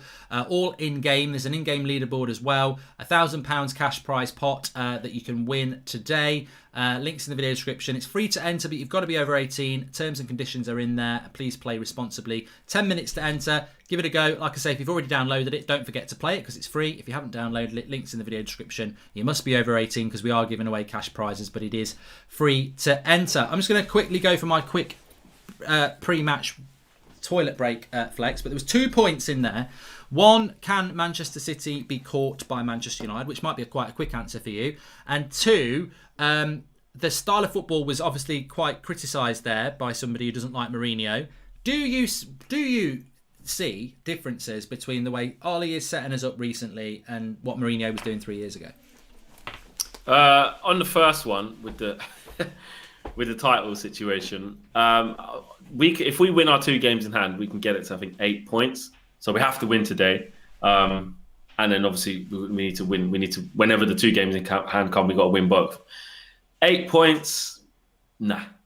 Let's just not go there. Don't get people like KG going again. Don't bring these type of people back out the woodwork. Yeah, we know where we're at. I think it's very unrealistic for City to expect them to lose 2 games and draw 1 just for us to be level on points. And then they got a better goal difference. So really, we need them to lose 3 so they can drop 9 points. Never going to happen. It's just not. I hate to be the bearer of bad news, but I don't think I'm the bearer of bad news. I'm just the bearer of being real and being logical. A lot of people in the comments saying the title's on. The title's on, Flex. Don't be like that. Well, I don't believe it is. It's not. And Abject says, Jose Mourinho, rich man's Tony Pulis. Oh, we've read that already. And Adrian Thomas says, Ollie wants to play the better keeper in the Europa League. He doesn't want another Romero moment when he dropped him in the semi-final. Yeah, but that's what I was saying about the David De Gea thing. We need, arguably those games are the business end now. They are the biggest games now. So I want De Gea there. And I forgot, that was it, the similarity between the football. You have to say there's not much in it. Like, we did score goals under Jose. Jose will be how Jose is going to be. Like, we know he's stubborn. We know he's pragmatic and plays shit football. It's just that at Spurs, he's got even worse players. So they're coming unstuck even more. We have better players than them and still do. So I don't see a huge difference. I see more positivity around the club. I can clearly see that we're getting good results. But if you think about it, for different reasons, yes. But if you look at just the basic facts of the matter, we are in the same position we were under Jose. We're second. We're second with a chunky gap behind City. The biggest difference now is, are the board going to back Ollie past this second place? Because we've been to this isn't uncharted territories. This isn't this is the first time since Sir Alex has left that we really look like winning the league. Or yes, we were top for a bit, but we've got brought back down to earth quite quickly. The key here is how do we invest in the squad in the summer to break through the ceiling, and then on top of that, the question marks on Ollie of whether he can change the style of football while still getting those results. I don't see it. I'm not sure we can change the style of football even if he gets better players, but we shall see. But the main thing is, I do agree with this. The club does have to back him to get better players to push through this ceiling now, because this is where we were with Jose. And the football week in, week out, there's some patterns of play or some goals that we scored that we say are good goals, that were good moments of play. But we did do that under Jose at times, But we're more consistent. I will say that we're more consistent. So there's not a huge difference to answer the question. Yeah, I think it's going to be a very interesting game. I'm going to go with. I'm not going to change actually. Because then You're going to go 2-1, 3-1 to Spurs. What? Yeah, I've gone 3-1 to Spurs. Yeah, I've got a bad feeling. Shit, I'm not going to change. I'm going to lose. Yeah, I mean, I've got to be to give it a little bit of positivity. Yeah. Having seen their defence, I feel a little bit more confident. I didn't realise their defence was that bad, but I've just had a bad feeling. I said it on the preview. I'm not going to change. 3-1. Fucking hell. I don't think we'll lose. We've lost 4 games all season. I know you can lose it. I didn't think we'd lose against Leicester, but we did. I'm jinxing. I know you can lose at any time. Do you know what? I might be. I'm just going to give my honest gut feeling. Sometimes I think, I don't know. I don't want to jinx it. Maybe just I'll say a draw. I don't know. But this, I genuinely do think it'll be a draw though. I just think we'll cancel each other out for large a draw would parts. be great. I'd take a draw right now. I mean, I'd take a draw. Yeah, but what about if it's a 0-0 shit one? Well, that's what I mean. It might be better. Just let's take a 0-0 now. Let's go and watch Songs of Praise because it'll be better. But no, I just got the reason I think we'll lose is because I think we've got a beating in the league coming for the reason you just said. We've hardly lost any games, and to be honest, I don't look at this season and go, we've hardly lost any games and we don't deserve to. I think we've been tight in a few. I also think Spurs. If Spurs don't win, top 4's gone. It is gone for Spurs. I don't know how they're in a top 4 race anyway, but it's gone. And they've had a whole week off. So I just think that they're surely going to come into it with a bit of energy. But Ollie tends to win these sort of games. So look, they're 6 points off. If they don't win, they're 6 points off top 4. Yeah, I mean it's not over, but it's they've got to win really. Yeah. Everyone's won. West Ham have won. Chelsea have won. Liverpool have won. They've got. Yeah, they've got to keep pace. Yeah, so even a draw is probably. But look, I really hope United go out there and McFred and they're pinging the ball around fast. We're pressing high up the pitch. We're creating chances. That's the sort of thing with United. We think we're going to get a tepid, boring display, and we might just get a vintage United, revenge display. I hope so. As I said this morning, let's hope it's a proper revenge mission and not Jaws the Revenge, which was crap. Yeah, I mean now, like I said, I did say before during the week because I was focusing on the Granada game. I was like, I don't care about the 6-1. Like in the context of the whole season, it's irrelevant. Arsenal, exactly. Yeah. Oh yeah. I used to forget that. We haven't beat Arsenal in a while in the league. Over 2 seasons, we haven't beat Arsenal in the league, but they're finished 8th and they're probably going to finish 10th this year. So it doesn't. You can look at it in isolated moments and want to get your comeuppance, which is great, but it's a 38-game season, not one. You know what I'm saying? So, but now the game's here and we took care of business in Granada. I can get into that mode. Like the players should want to, give a good account of themselves. The players should want to leave one on Spurs.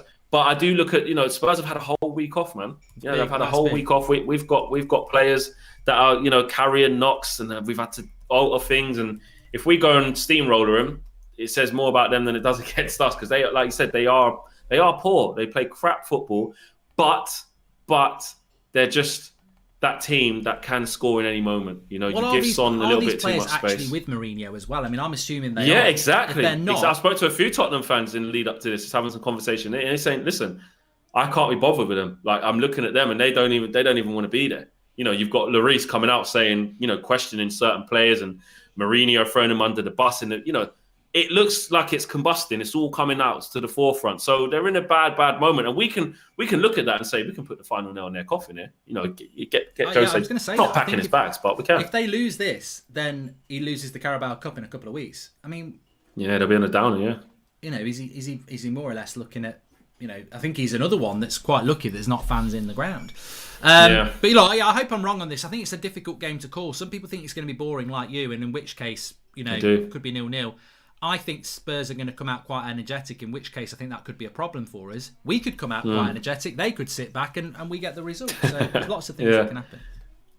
Yeah, absolutely. So what was your score prediction? 2-1 United? I got 1-1. Got me 1-1. 1-1. We need Lingard back, says Innocento. And if United win their games in hand, they're 8 points behind City. When City won the league in 2012, they were 8 points behind United to Strat. Yeah, very different times. Yeah. What did you say to that? Do you think we've got a chance at all? Nah, not really. No, I mean we've got to, starting from today again, got to win. You have to win this one, and then whenever the games in hand actually are. Is this one of the games in hand? No, it's not. Because we'll play the game more when we win this. Or are we on the same? I think we've got another Is this game. This is yeah, we've got another game now. So we'd have to win today and then win whenever we play and they don't play, and then ask them to, they've got a better goal difference than us. So 2 losses plus a draw for them, they'd still be ahead of us. So we need them to lose 3 on the bounce or 3 games while we win every single one. Not gonna happen. I think they're doing a minute's silence here. So I suppose we should probably do it as well. I'll let you get off and then I'll speak to you at half time then, Flex. Cool. Nice one, man. Cool. I'll speak to you in a bit. So we're just doing a minute's silence here. I think it's a minute, might even be 2. I will tell you when it starts. A minute's silence for Sir Prince Philip.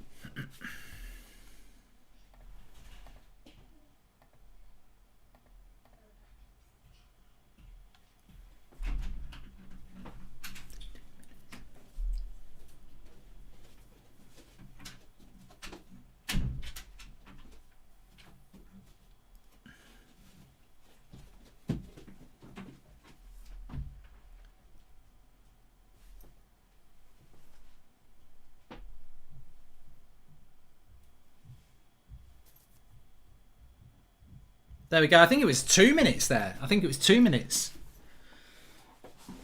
When I die, I want 12 minutes just to piss you all off. But probably won't get 12 seconds, knowing me. But anyway, we're about to start off. I don't like the camera angle at Spurs. I've got to say, I've just remembered, I do not like the camera angle. But please subscribe, by the way, bottom right-hand corner. Good luck if you're playing United stand picks. Links in the video description. Good luck with that. And yeah, make sure you subscribe, bottom right-hand corner. Get involved with the channel. We're live every night at 8 o'clock and every morning at 10 a.m. Obviously, all the match stuff, and the game is off as well. Let's see how quick Manchester United are going to move this ball today. Pogba's playing off the left wing. Look, I wish people would just give me the respect I deserve sometimes, even just a second's respect. The amount of people who were telling me, Bruno's playing on the wing. The app says he's playing on the wing. He's not playing on the wing. He's playing exactly where Bruno plays because Ollie doesn't like to change things around. Rashford's playing on the right, though. That is happening, so I'll move Rashford over. But Pogba's playing off the left. Bruno's playing at 10. And let's see if United show a little bit of intent beyond the first 6 minutes. That'll be a foul on McTominay there. Why would Bruno play on the wing? Oh, the app, the Manchester United app says that Bruno was playing on the wing and Pogba was playing in the centre. And I said, don't start telling me to change the bloody lineup on there because we'll end up changing it back when the game kicks off. We normally have a 6 minute app, 6 minute press from Manchester United. So let's see how it goes. And there's a long ball from Lindelof. Looking for that ball in behind, which might tell you what, that's something to keep an eye on. We've scored a goal. I do like Rashford playing off the left. Maguire's late there. Oh my God, they've carved us open here with Lucas Moura, and he shoots and it's a corner. United carved over there by quick ball. Look at what a team with quick ball does. I mean, this is bloody Jose Mourinho, and they're knocking it around quickly here. Look at this. 1, 2. Lovely, quick, first-time passes. You don't see that from United, and it ends up with a corner for... Luke Shaw's got it covered, but it ends up in a corner.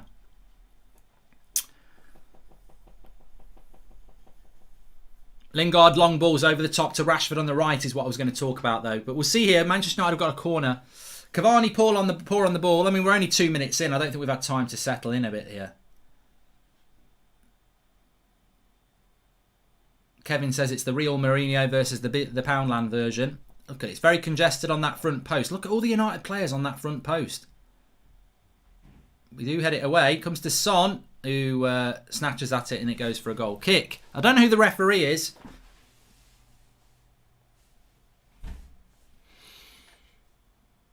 I can't remember what his name is. Zonal marking mark. Yeah, that's what that was actually. Yeah, Cavani up front. I would have played Greenwood. It's Chris Kavanagh, the referee. Thank you very much, everyone in the live comments. I would have played Greenwood in this game, but Cavani plays. I mean, for me, Cavani or any number 9 for United, it's about whether you can provide them with the service. And Cavani goes down there, but he's up again. Wide ball to Luke Shaw.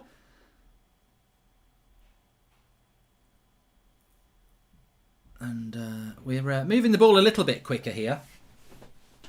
Mariner was a joke, wasn't he, yesterday, Mrs. B? Absolutely a joke.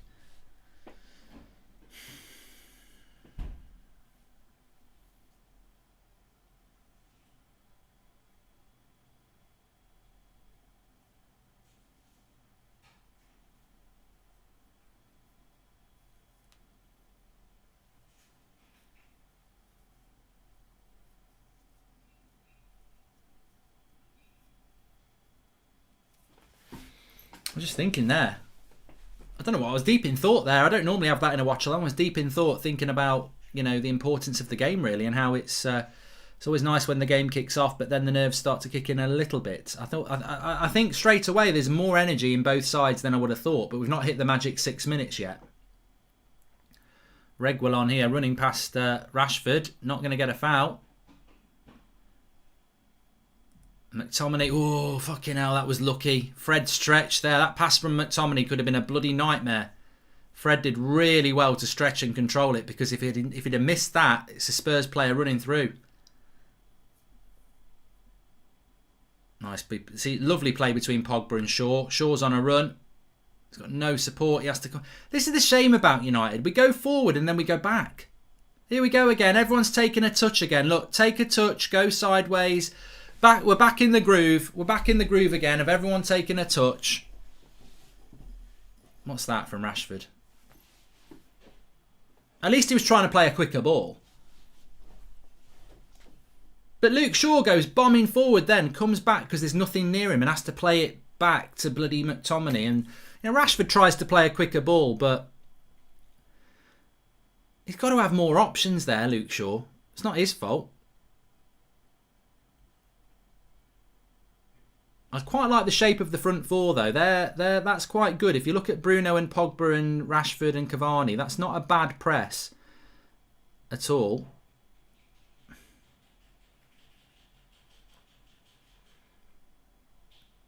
Henderson's coming out of his goal.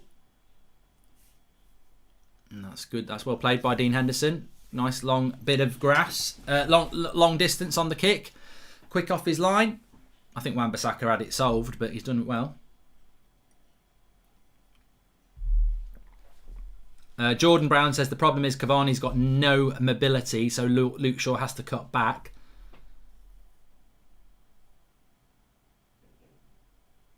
Why don't we do this formation with Donny in for either Fred or McTominay, or play Donny in the wing? I agree with you there, C. Tyler. I would put Pogba in for McTominay and put Donny in for Pogba, and I think you'd have a very good team then, and I think it would make a very, very different United.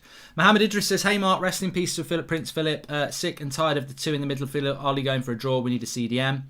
I think Bruno and Pogba will interchange to give each other space. Also, I like Rashford on the right. He gets more crosses in from there.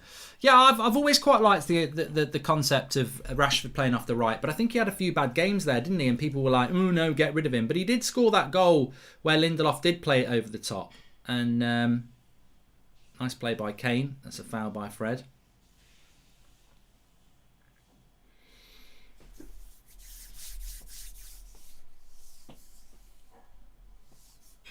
I keep calling him Sir Prince Philip. It was just Prince Philip. I don't know why I'm doing Prince, and I've made him a Sir as well. A prince is probably better than a sir, unless it's the prince, the artist, who is also dead. Here's Fred tackling himself, and he's won a free kick. Really winds me up how most of our players pass the ball then stand still. It's like they've never heard of pass and move. Yeah, very static, Joshua. I think we've seen that over the last few games, and I'm hoping we're going to see something a little bit better today.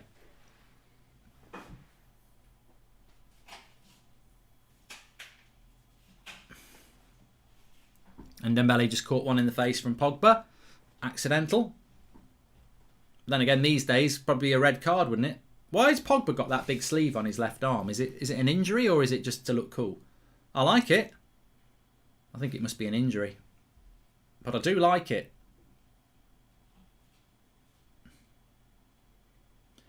Yeah, make sure you subscribe, bottom right-hand corner. Thanks everyone for tuning in. Get involved with the United Stand. Everybody's welcome.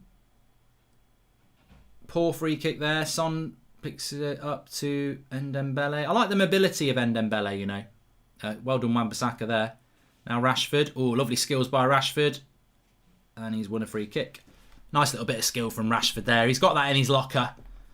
Play McFred throws our whole team out of sync. Rashford is never a right winger and Pogba isn't a left winger. Square pegs in round holes, says Nathan Brown. Rashford, Pogba playing out of position to accommodate McFred, says Philip Burtonwood. Well, a lot of people saying that.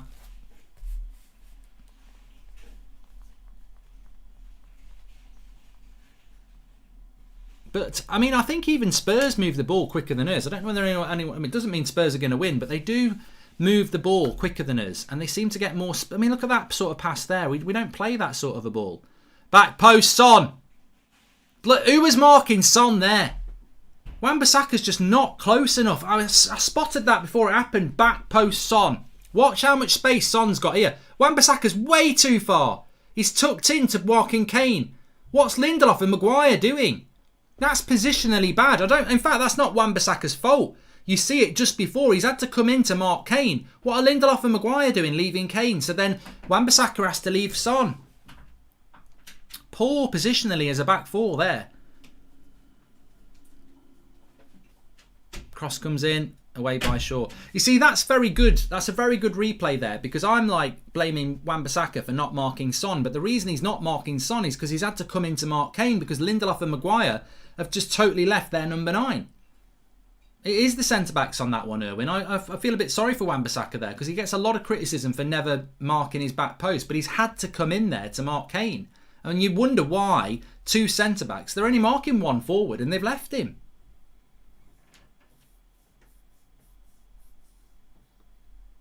I mean, bloody hell, how do you lose him? Maguire's been writing articles about him all bloody week. Well, Lindelof is normally the United centre-back who marks their striker, to be fair. Please smash a like on video. Let's see if we can get to 5,000 likes. 10 minutes gone and the game's sort of settled down a little bit here. I mean, look, I don't think Spurs are going to set the world on fire here. But United need to start off a little bit better here. Smash and grab. Stand and deliver. Some bad passing from Spurs here, though. He's giving us some possession. Here's Rashford. Let's see. Long ball. Is that all we got? Long ball. Okay, now. I mean, that's another thing that needs to be brought in to after-match reactions. How many long balls do we hit trying to just...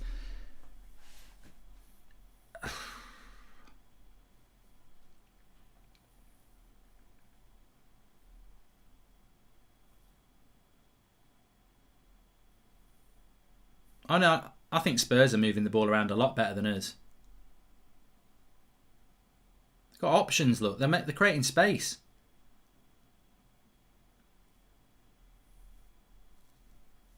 WrestleMania tonight, I'm watching it. 1 o'clock.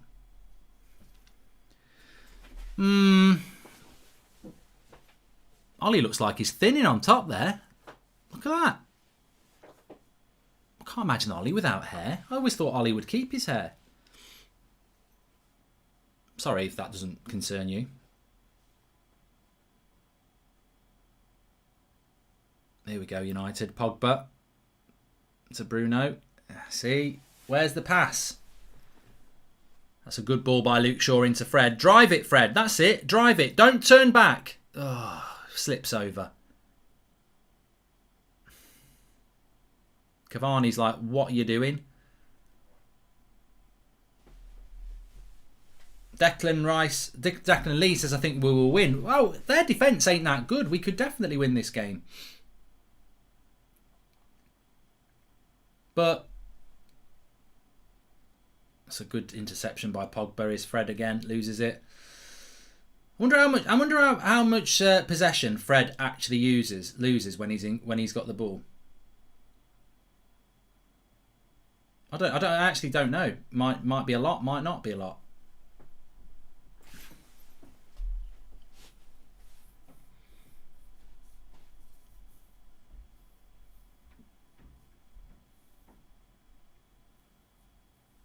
Ref's gone for a free kick here. Fred's getting a bit of stick in the live comments. I mean, look, I don't think United have started off particularly bad, but again, we've not really done anything in the final third again, have we? Spurs have had 2 corners. I mean, I know they haven't had a shot on goal, but they've had 2 corners.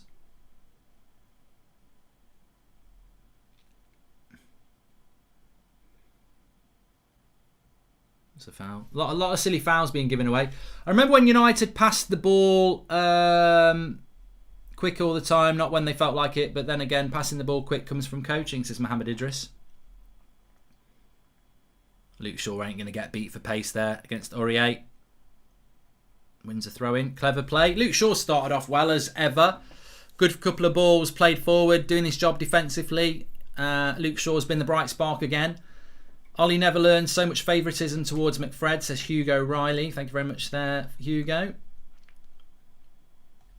Fred is from Stoke. I miss the old time when United would play bad and Sir Alex would be on the line yelling at players, says Ruben Fadusco. I'm praying for a win to end off my 18th birthday. Love the content, says the kid. I hope we do win for many reasons, but I don't want people to have a birthday and a United loss. Here we go. The tempo slows down now, look. Maguire, what's he going to do? The only pass on is backwards. Brilliant by Luke Shaw there, because it's a good tackle on Pogba though by, is that Lo Celso? A good tackle by Fred, but it doesn't work. And Dembele. Spurs just a little bit more energetic at the moment, which you'd expect. They need to win this game. They've had a week off.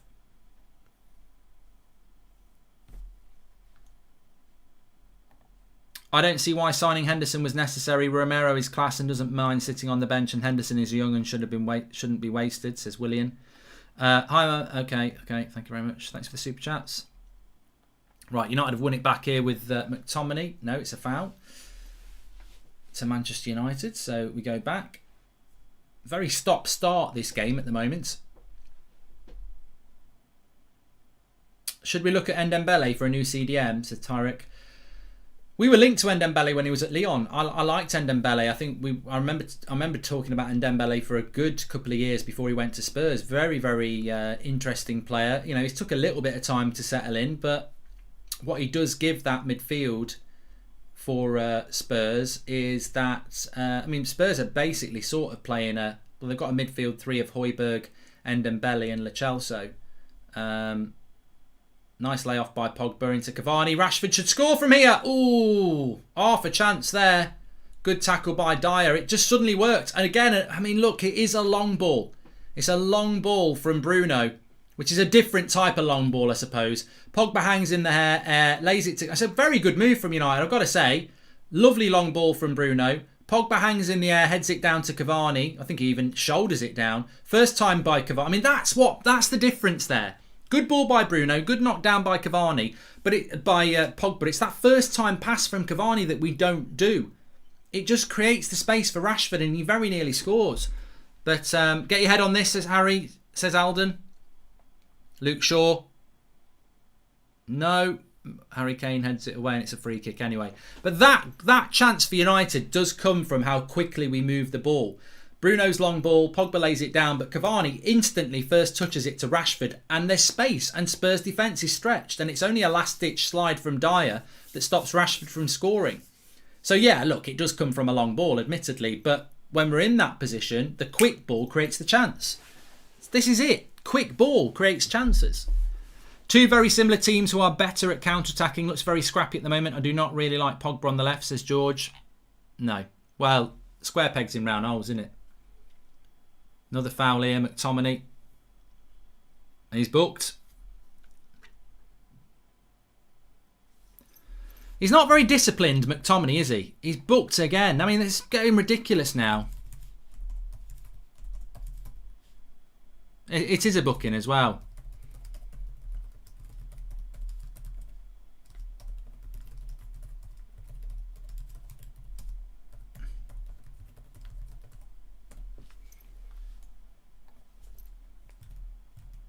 Can't be picking. I mean, that's a problem, isn't it? We've not had 20 minutes, and he's got a yellow card. It's just like, as a CDM, for somebody who want to make tackles, you've got to be more disciplined than that. You know, he's not playing on Thursday because he picked up a yellow card. He's got a yellow card now for 70 minutes, which, you know, he's got to be really careful now.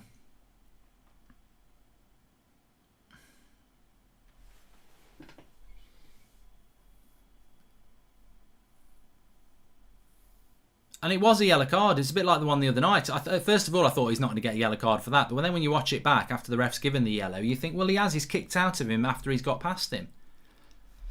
Fred puts in a great shift, always running and making tackles. However, until we get a true CDM, he needs Pogba to give the ball to Wright when he gets it, says Daniel Luciano. Mark, you should apply for the no pixel server on Grand Theft Auto 5, says Jack M.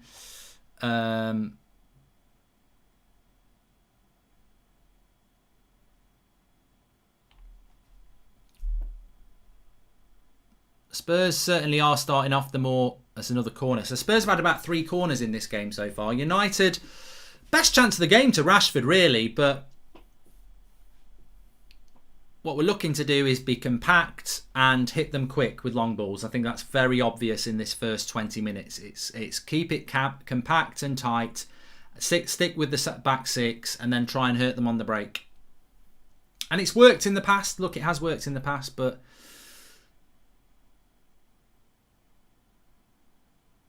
Here's another corner anyway. I mean, Marcus Rashford's marking Harry Kane for some reason. Here's Pogba bringing the ball away. Not a very good corner from Spurs, and Pogba's been able to get it away. Wins a throw-in. When Shaw gets 2v1, Maguire goes out to help, leaving Lindelof to mark the striker. So Wan-Bissaka goes to the middle, leaving his man. Says Cycle. Thank you very much. What a ball that is by Harry Kane. Lo Celso's in the box. Maguire is just stick on your feet. He's done well there, Maguire. Very well, that's good. And Spurs are back on the halfway line now.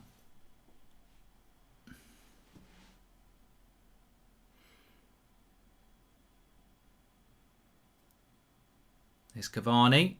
Oh no, why does he go backwards? Go to Rashford. Fucking hell, go forward there, mate. So we're back in our own half now. Well, there's a ball to Rashford. Go forward.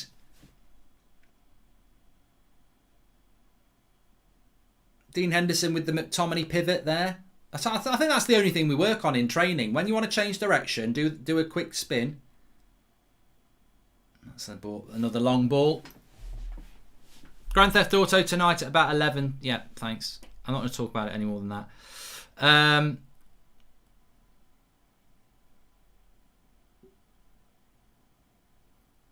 I think it's just drilled into us to keep possession. That's why Cavani probably went backwards, because it's all about keep looking after the ball, isn't it?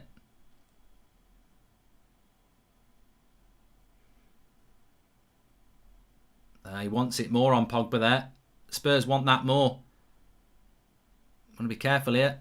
They're a little bit more tasty in the tackle, Spurs, at the moment. I don't know whether that's energy levels or not, but United having to just...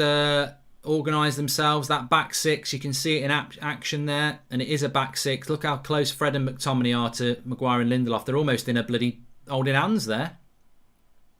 Good cross, good hold by Henderson. Let's move it out quick. Come on then. Here's Bruno with a bit of space, and it's the long ball again for Rashford. Oh, Fucking hell. So we're basically playing a back six and long ball at the moment.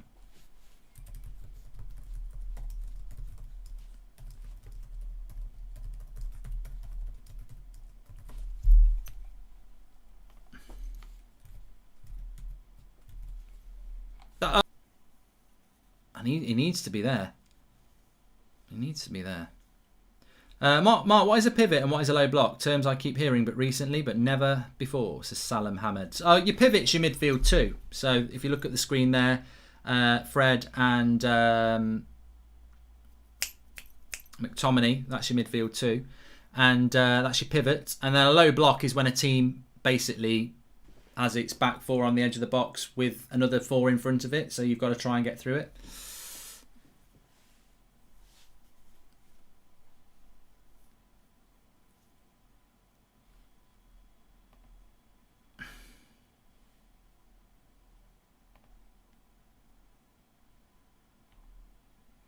Yeah, it's probably a bit ambitious to call ours a pivot. They're more like two bags of cement, really.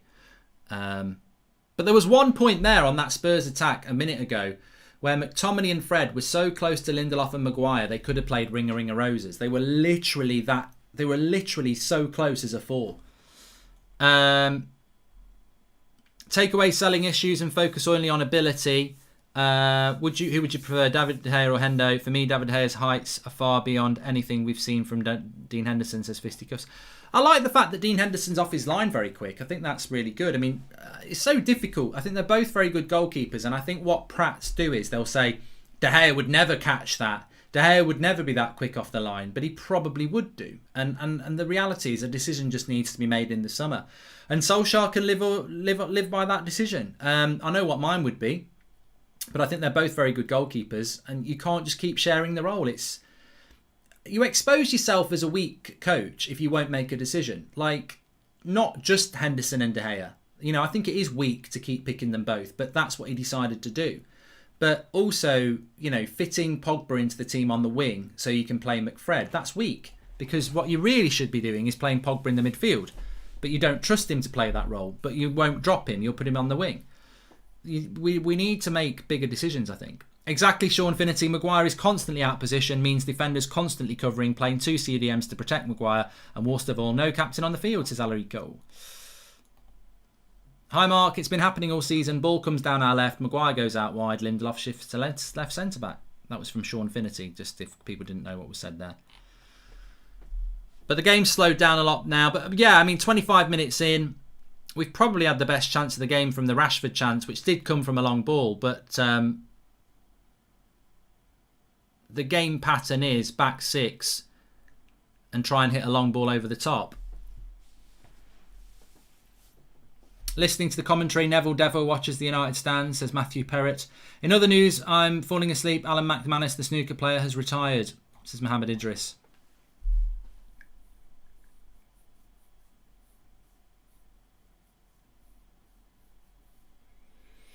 I've been quite, I don't watch a lot of Spurs, but I watch a lot of Man United. So, I was impressed by Brighton last week, and I've been impressed by Spurs, how quick they move the ball around. But I'm starting to think most teams move the ball quickly and we just don't, Because I'm sure there's many Spurs fans who'd say, what are you impressed about? But I'm just impressed with how quickly they move the ball. I'm not saying their passing's, that keeps breaking down a lot, but they do try and move the ball quick. Thanks for the super chat, Karen. Bit of a stretch there. Oh. How was Shrek, Mark? Says Gary. Yeah, it was good actually. Better than this. And I've seen it 10 times.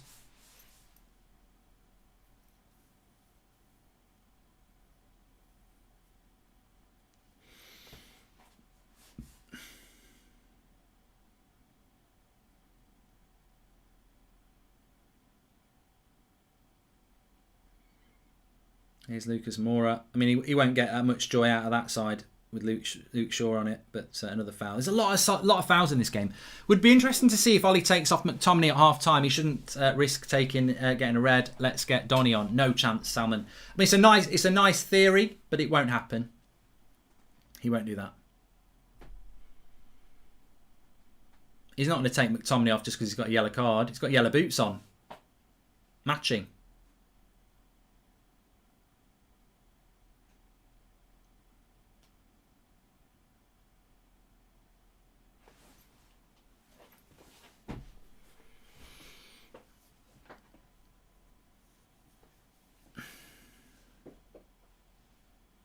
Better ball out wide to Luke Shaw here from Fred. At least it's a forward pass. Goes out for a throw-in. Apparently, Mourinho's looking at bringing Fellaini back, James. He just said bring Fellaini back. Apparently, he's bring. I read something today that he's going to quit China and Mourinho might be interested. I don't know how old Fellaini is now. I mean, is it 2 years since we got rid of him? It is 2 years, yeah. 2 and a bit years. Here's McTominay. Sideways pass. Standard. Wan-Bissaka. Takes a touch. Gives it to Wan-Bissaka. Takes a touch. Oh, McTominay passes it first time sideways. Maguire takes 4, 5, 6 touches. Goes wide. Luke Shaw, 2 touches to Fred. 1 touch, 2 touch, 3 passes it. First time pass from Bruno. Spurs win it. We win a throw-in. Got to move the ball quicker. We don't always need to take a touch. The ball. What frustrates me is the ball comes into them and they control it, but the ball is a measured pass. The pace on the ball is never requires the touch, but we take the touch.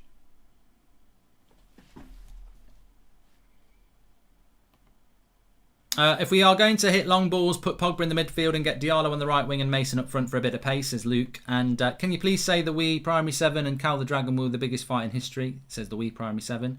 And Bruno making it hard for everyone around him by not keeping it on the carpet. City transitions are so smooth in comparison. Cavani can't touch, can't control, says Jordan Brown. Thanks for the super chats there, everybody. Here's Wan-Bissaka. Sideways into Fred. And it's a shit long ball out for a throw-in. That I tell you what, that midfield pivot has got to be one of the worst in the game.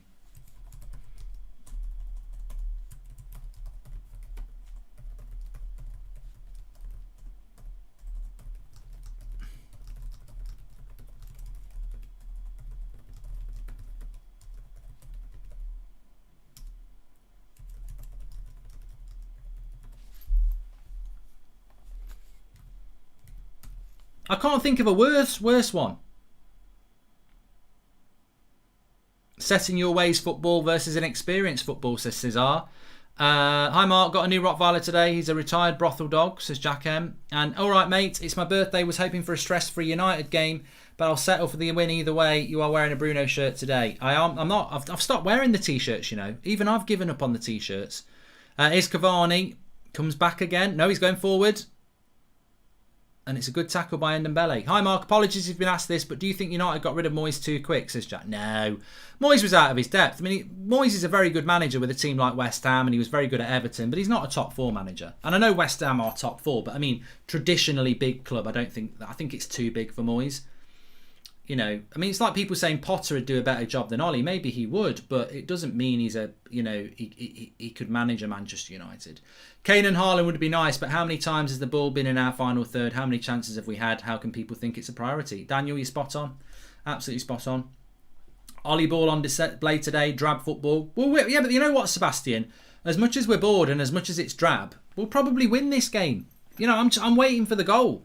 I'm waiting for the goal and the 1-0 because for all we've been a bit boring, we've not actually... Spurs haven't had a shot on goal. And mission accomplished. You know, we sit here watching the shit football, but we don't actually concede many chances because we've got that back six.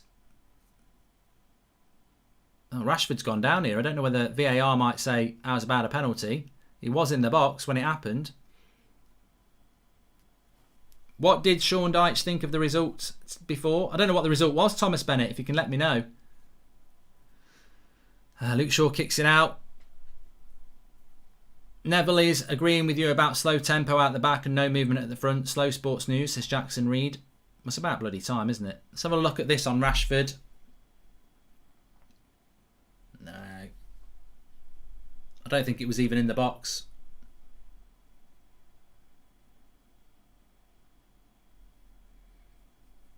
To be fair.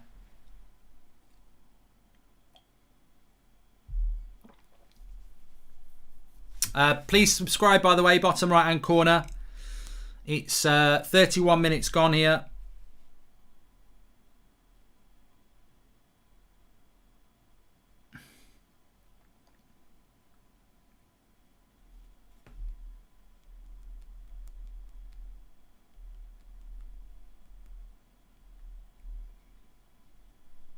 Somebody said it should have been a penalty. I'm not sure he was even in the box.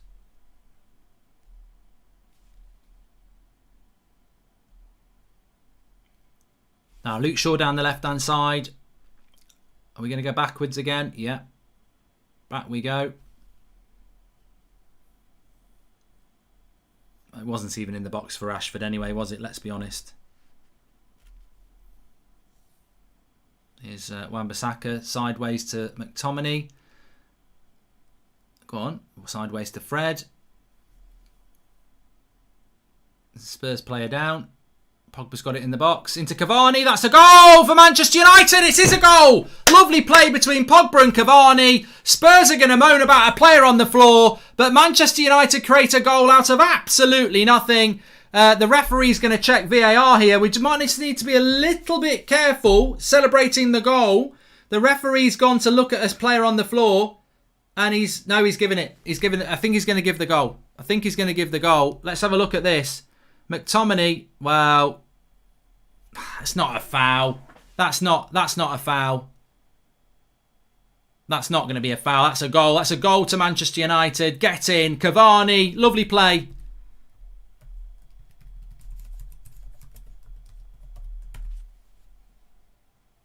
Lovely timed run by Cavani. That's what Cavani can do in and around the box. This is what I'm talking about. We don't create these sort of chances for our strikers. Give our strikers a chance and they'll score the goals. And that's as simple as it is. We don't create many chances like this. Straight through his legs. Clinical finishing by Cavani. 1-0 to Manchester United. That's what it's all about. We don't create these types of chances for our strikers. I don't know why the VAR in it, because it's definitely a goal. I don't know why they're checking this out. Never in a million years is that going to be a foul. Shut up and sit down, Spurs. That's not a foul. Basically, McTominay just reaches out with his hand. Not a foul. Play on, and we scored a goal. Never a foul in a million years. 1-0 Man United. Let's kick off and go again. But lovely ball by Pogba. Lovely finish by Cavani. If we could provide our strikers with chances like that on a consistent basis, then we'd be a different team.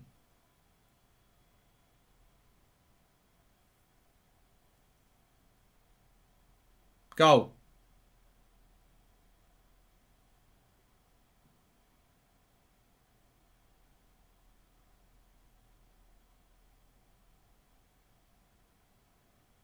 Well, I don't know what the referee's doing here. He's coming to have a look at it. It's coming to have a... Oh, I mean, this is a joke. This is an absolute joke. This is right up there with bloody Spurs, with bloody Leeds yesterday. He's just palmed him off. It's not a foul. That's not a foul. Come on. If he's looking at that and he thinks that's a foul, he's a bloody idiot. You can't chalk that off. Give the goal. Give the goal. Oh, he's having a laugh. He's having a bloody laugh. He's chalked it off. He's having a bloody laugh. You're having a laugh. Ollie can't believe it. I can't believe it. Kaneki. He's giving it. What the bloody... What? The game's gone. He's giving it... What a joke. What an absolute joke. That's nothing. You're just palming a player off. That's not a foul. That's not... Come on. That is a bloody joke of the highest order. That is never a foul. What a bloody joke. I cannot believe it. That is a joke. How the game is gone. The game is gone, part 2. How is that a foul? That is a joke. An absolute joke. I'm sorry. I don't care who you are. I know, oh look, red tinted glasses and all that. He's palming him off. It's a natural reaction. If Son's face isn't there, it's the same as the bloody foul. It's the same as the red card for Leeds. We're giving fouls now because you're unfortunate enough to catch them in the face. It's a natural body movement. There's no intent. That's my point. Like, the only reason that's a foul is because it happens to catch Son in the face. He's not even looking at Son. He's just palming him off. If it's on his elbow, Son's fine. You're giving fouls now because of the circumstances that you've unluckily caught him in the face. It's not intentional. It's not a foul. Having a bloody joke. If it's a foul and intentional, obviously it would be a red card, but it's an accident, and it's not even. Some things are part of the bloody game, is what I'm trying to say. That's just part of the game. You can't give a foul for that. It's a natural body movement to just palm somebody off. You're not even looking. If it was Bilbo Baggins, it wouldn't have hit him. It would have been too small. The game's just too soft. The second time in a weekend now, we've had somebody sent off because he happened to catch him on the knee on a tackle. And now we've had a goal chalked out because his hand caught him on his way, holding him off.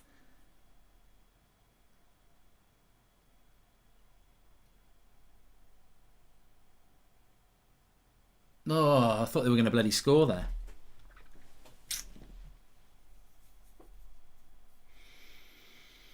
Oh, such a shame as well, because it's probably it's the one. What really annoys me is it's the one time this season we've actually created a chance for our striker. You know, create a chance for your striker and he'll score. We won't do that again for about a month now. That's it. That's why we're so pissed off.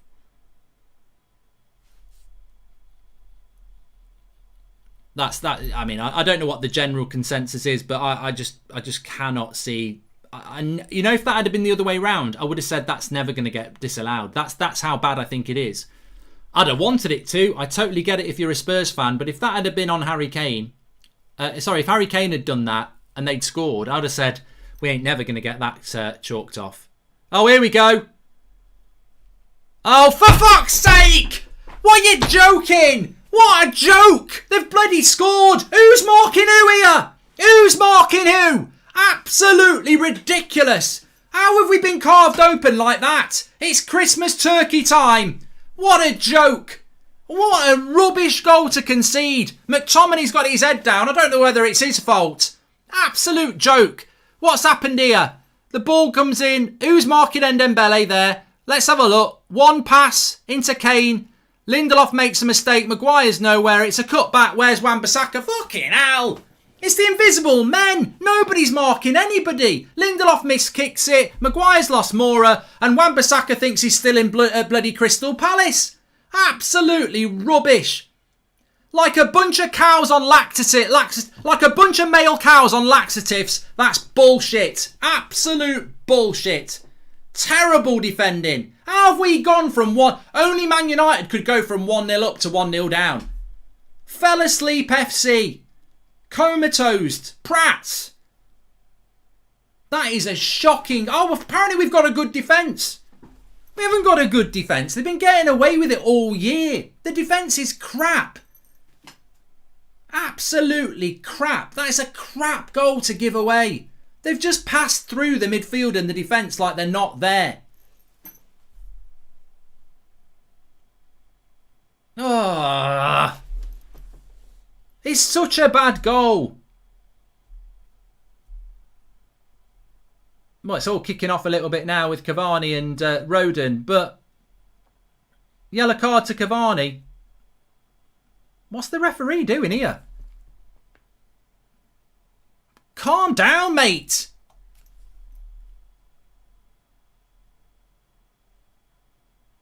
It's nothing happens between them. Nothing happens. What are you talking about? He's hurt his leg. Bloody hell. Don't ever tell me United defence is good.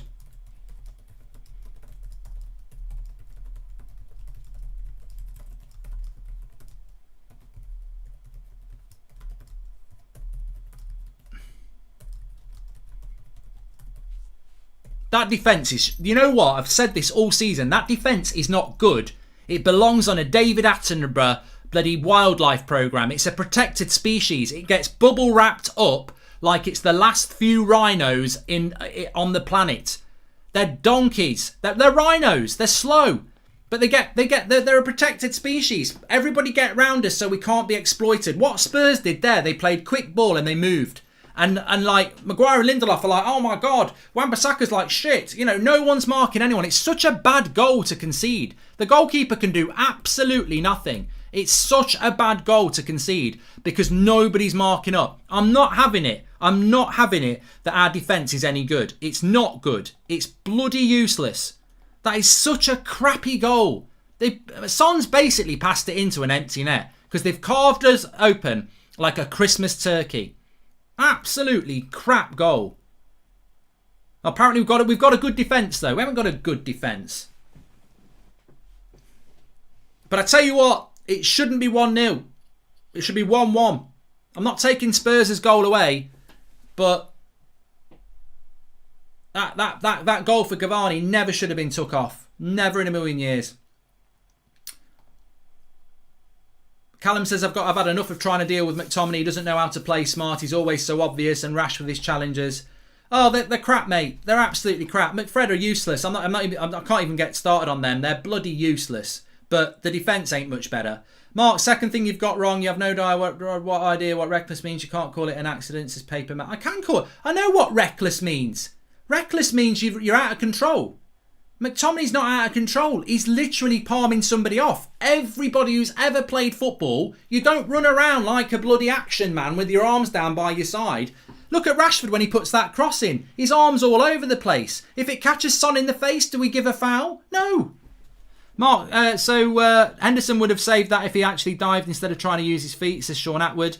Some fans and pundits make it about goalkeepers awful defending. Now watch Jose Parker train, says Kay. How is Rashford looking directly at Son unmarked, jogging past him and not marking him? Rashford is partially at fault as well. I'd have to watch it again. But the reality is I can't take Spurs' goal away because it's a very efficient goal. It's just awful marking. You know the amount of passes that Spurs play, and it's a tap-in for Son. You should never concede a goal like that. You don't see many goals like that because you should never concede a goal like that. They shouldn't be able to pick up the ball and go 1, 2, 3, 4 goal. That's poor. Somebody's got to pick somebody up. Somebody's got to see it happening. And I just think United's defence is very vulnerable. I've been saying it for a very, very long time. It's getting a little bit tempers out there, but maybe if we started games like this instead of getting moody because of what's going on. But we're going to be going in 1-0 down here, unfortunately.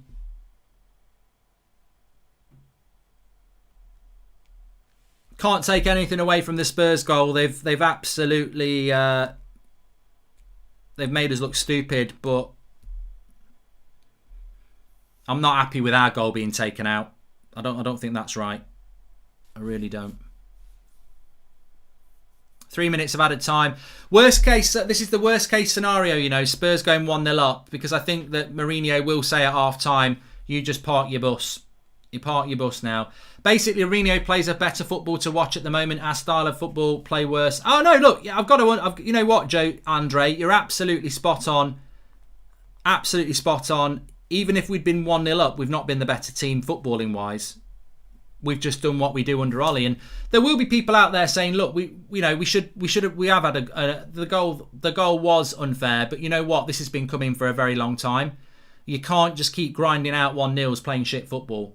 If McTominay hand in Son's face is a foul, the elbow in Rashford's face was a penalty. Good point, Joe. If Son doesn't try to foul McTominay, he wouldn't have been hit in the face. Pathetic decision, says Fraser.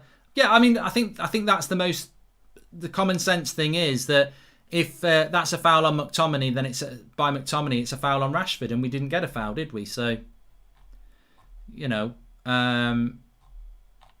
but I don't blame Son. I don't blame Son. I blame the ref. They've looked at that on VAR. He's not giving it straight away. Welcome to Kieran Hunt, latest member of the United Stand Members Club. Maybe if we were sponsored by Sharper, they could teach us how to mark, says Sam Ameson. Here's Bruno. Cavani, it's too high for Cavani.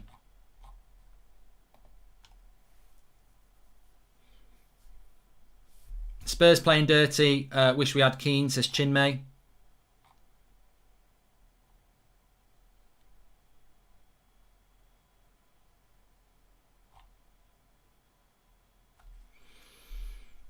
I don't blame Son. I don't blame Son. I don't think Son does die. Maybe he does get caught in the eye and goes down and hurt. I'm not blaming Son. The fact is, the referee's looked at that 3 times and still thinks it's a foul. He's a twat. He's an absolute twat. Like, it's not. Don't blame the player. Blame the system. You know, Son can go down if he wants. I'm not bothered. The evidence is there that should not have been given as a foul. For me, it's pure and simple. Like, the game is gone. We're sending people off and we're chalking goals off now on bloody unintentional mishaps. It's not reckless to have your arm out. It's just a natural thing. It's not a foul. It's not a foul. It doesn't impact the game at all. Son was never going to win that ball. You can't go back and say that's a foul when he was never going to win the ball. It's just a coming together. It's an irrelevance. But the goal from Spurs isn't. Their goal is just highlighting our absolutely shit defending. Which is what many of us. I never bought the clean sheets. You know, when we were getting all these clean sheets and everyone was going, "Oh yeah, we're getting loads of clean sheets. We're really good." I never bought it. I've never been convinced by that. It's just poor, really, really poor from Manchester United defensively.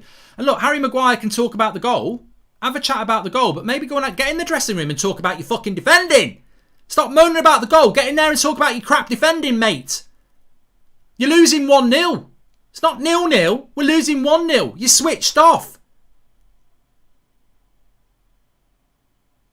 Defensive clowns. There's no point moaning about it now. It's gone.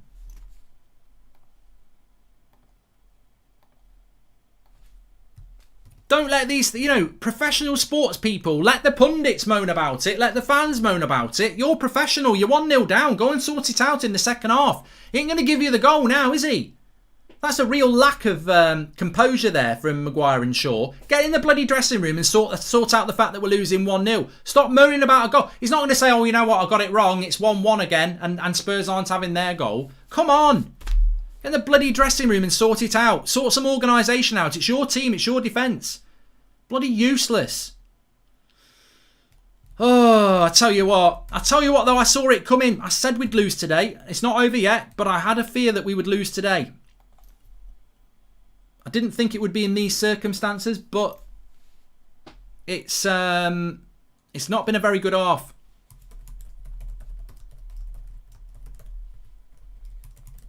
Not been a very good half at all. Let's get Flex on anyway. See what he's got to say. What's your thoughts on that half, everybody? I mean, to be honest with you, my summary of that half is that if we'd gone in 1-0 at half time, I would be saying, he's done it again. Ollie's done it again. Lucky Ollie's done it again. We've not played particularly well. We've been the worst side, but we've kept a clean sheet and we've nicked a goal and we're surviving again. And look, maybe this has been coming. Maybe this has been coming for a long time where actually we've had a bit of bad luck on a goal, but ultimately we've not been that good and we are, again, 1-0 down, looking at a really, really poor defence. I don't know.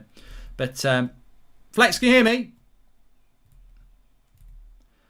Right, they won't be able to hear you, so let me just sort this out then. So yeah, I'm gonna get Flex on in a minute. I can hear him, but you lot can't. So give me 1 minute on that. But yeah, look, I personally think it's not a foul by McTominay. We'll watch that back. We'll see the goal back in a minute. But look, the refereeing side of things just pisses me off. I said it yesterday. I didn't think it was a red card. I think it was a circumstantial thing whereby if he doesn't catch Jesus on the knee, he doesn't get sent off. And I think if McTominay doesn't catch what's-his-face in the face, it's never a foul. We're giving goals away and red cards now because people are, accidentally catching people in the face. I mean, we've got Flex now. How you doing, Flex? Yeah, all good, all good. What is your thoughts on that half? Absolutely, just RIP football, man. It's done. Like, football's done. Like, if that's a free kick, yeah, then why was the Pogba one not on Aurier? Like, no check for it, no nothing. They're just letting it go because, again, even the Aurier one, it's an accident. Like, you glance players, you use your body. Like, football's done. It's bullshit. It's bullshit. Like, I know, to be fair, I get what you're saying about Lindelof and Maguire losing your heads and that, but I can, in the heat of the moment, I can see what it's bullshit. You got a ref and VAR. You've got 3 people looking at it in a truck, looking at it going, why are they even saying, go and have a look at it? They should be saying, it's an accident, give the goal. And then if you do give it to the referee, surely you've got to have a bit of flipping sense to say... I changed the score, mate. I was like... It's bullshit. I changed the score. I was like, there's no way. There's no way that's getting chalked off. And the funny thing is, people will say, oh, you're only saying this now because it's happened to you. If that was the other way around, I'd be like, that's not getting chalked off. 100%. And it pisses me off even more because, yes, like back to the other game, when Lamela was the one who elbowed Martial first, yes, Martial reacted. Again, VAR didn't do nothing. It's bullshit. What's the point in having it? In terms of, you got clowns who are just not applying the rules properly. Or what are the rules? What are they? It's bullshit. The thing is, like Mr. Glenn Johnson says, you need to read the rules because intentional or accident doesn't matter when it comes to fouls. Intent only comes into consideration for booking. But what I'm saying is, I don't know what you're saying. Be consistent then. This is a natural reaction. He's not looking. It's a natural reaction. Like Rashford put a cross in and his arms are everywhere because it's all about balance. McTominay is just moving his arm away to hold a player off. If he catches, if he doesn't touch, the game's gone, mate. If he doesn't touch Son, it's not a foul. If he touches Son on his shoulder, it's not a foul. Because he accidentally catches him in the eye, we're going to go back and give a foul. I mean, what point? Exactly. And people will say, well, that's the thing. It's an accident. It doesn't matter whether it's an accident. It's still a foul. It's only a foul because he's caught him in the eye.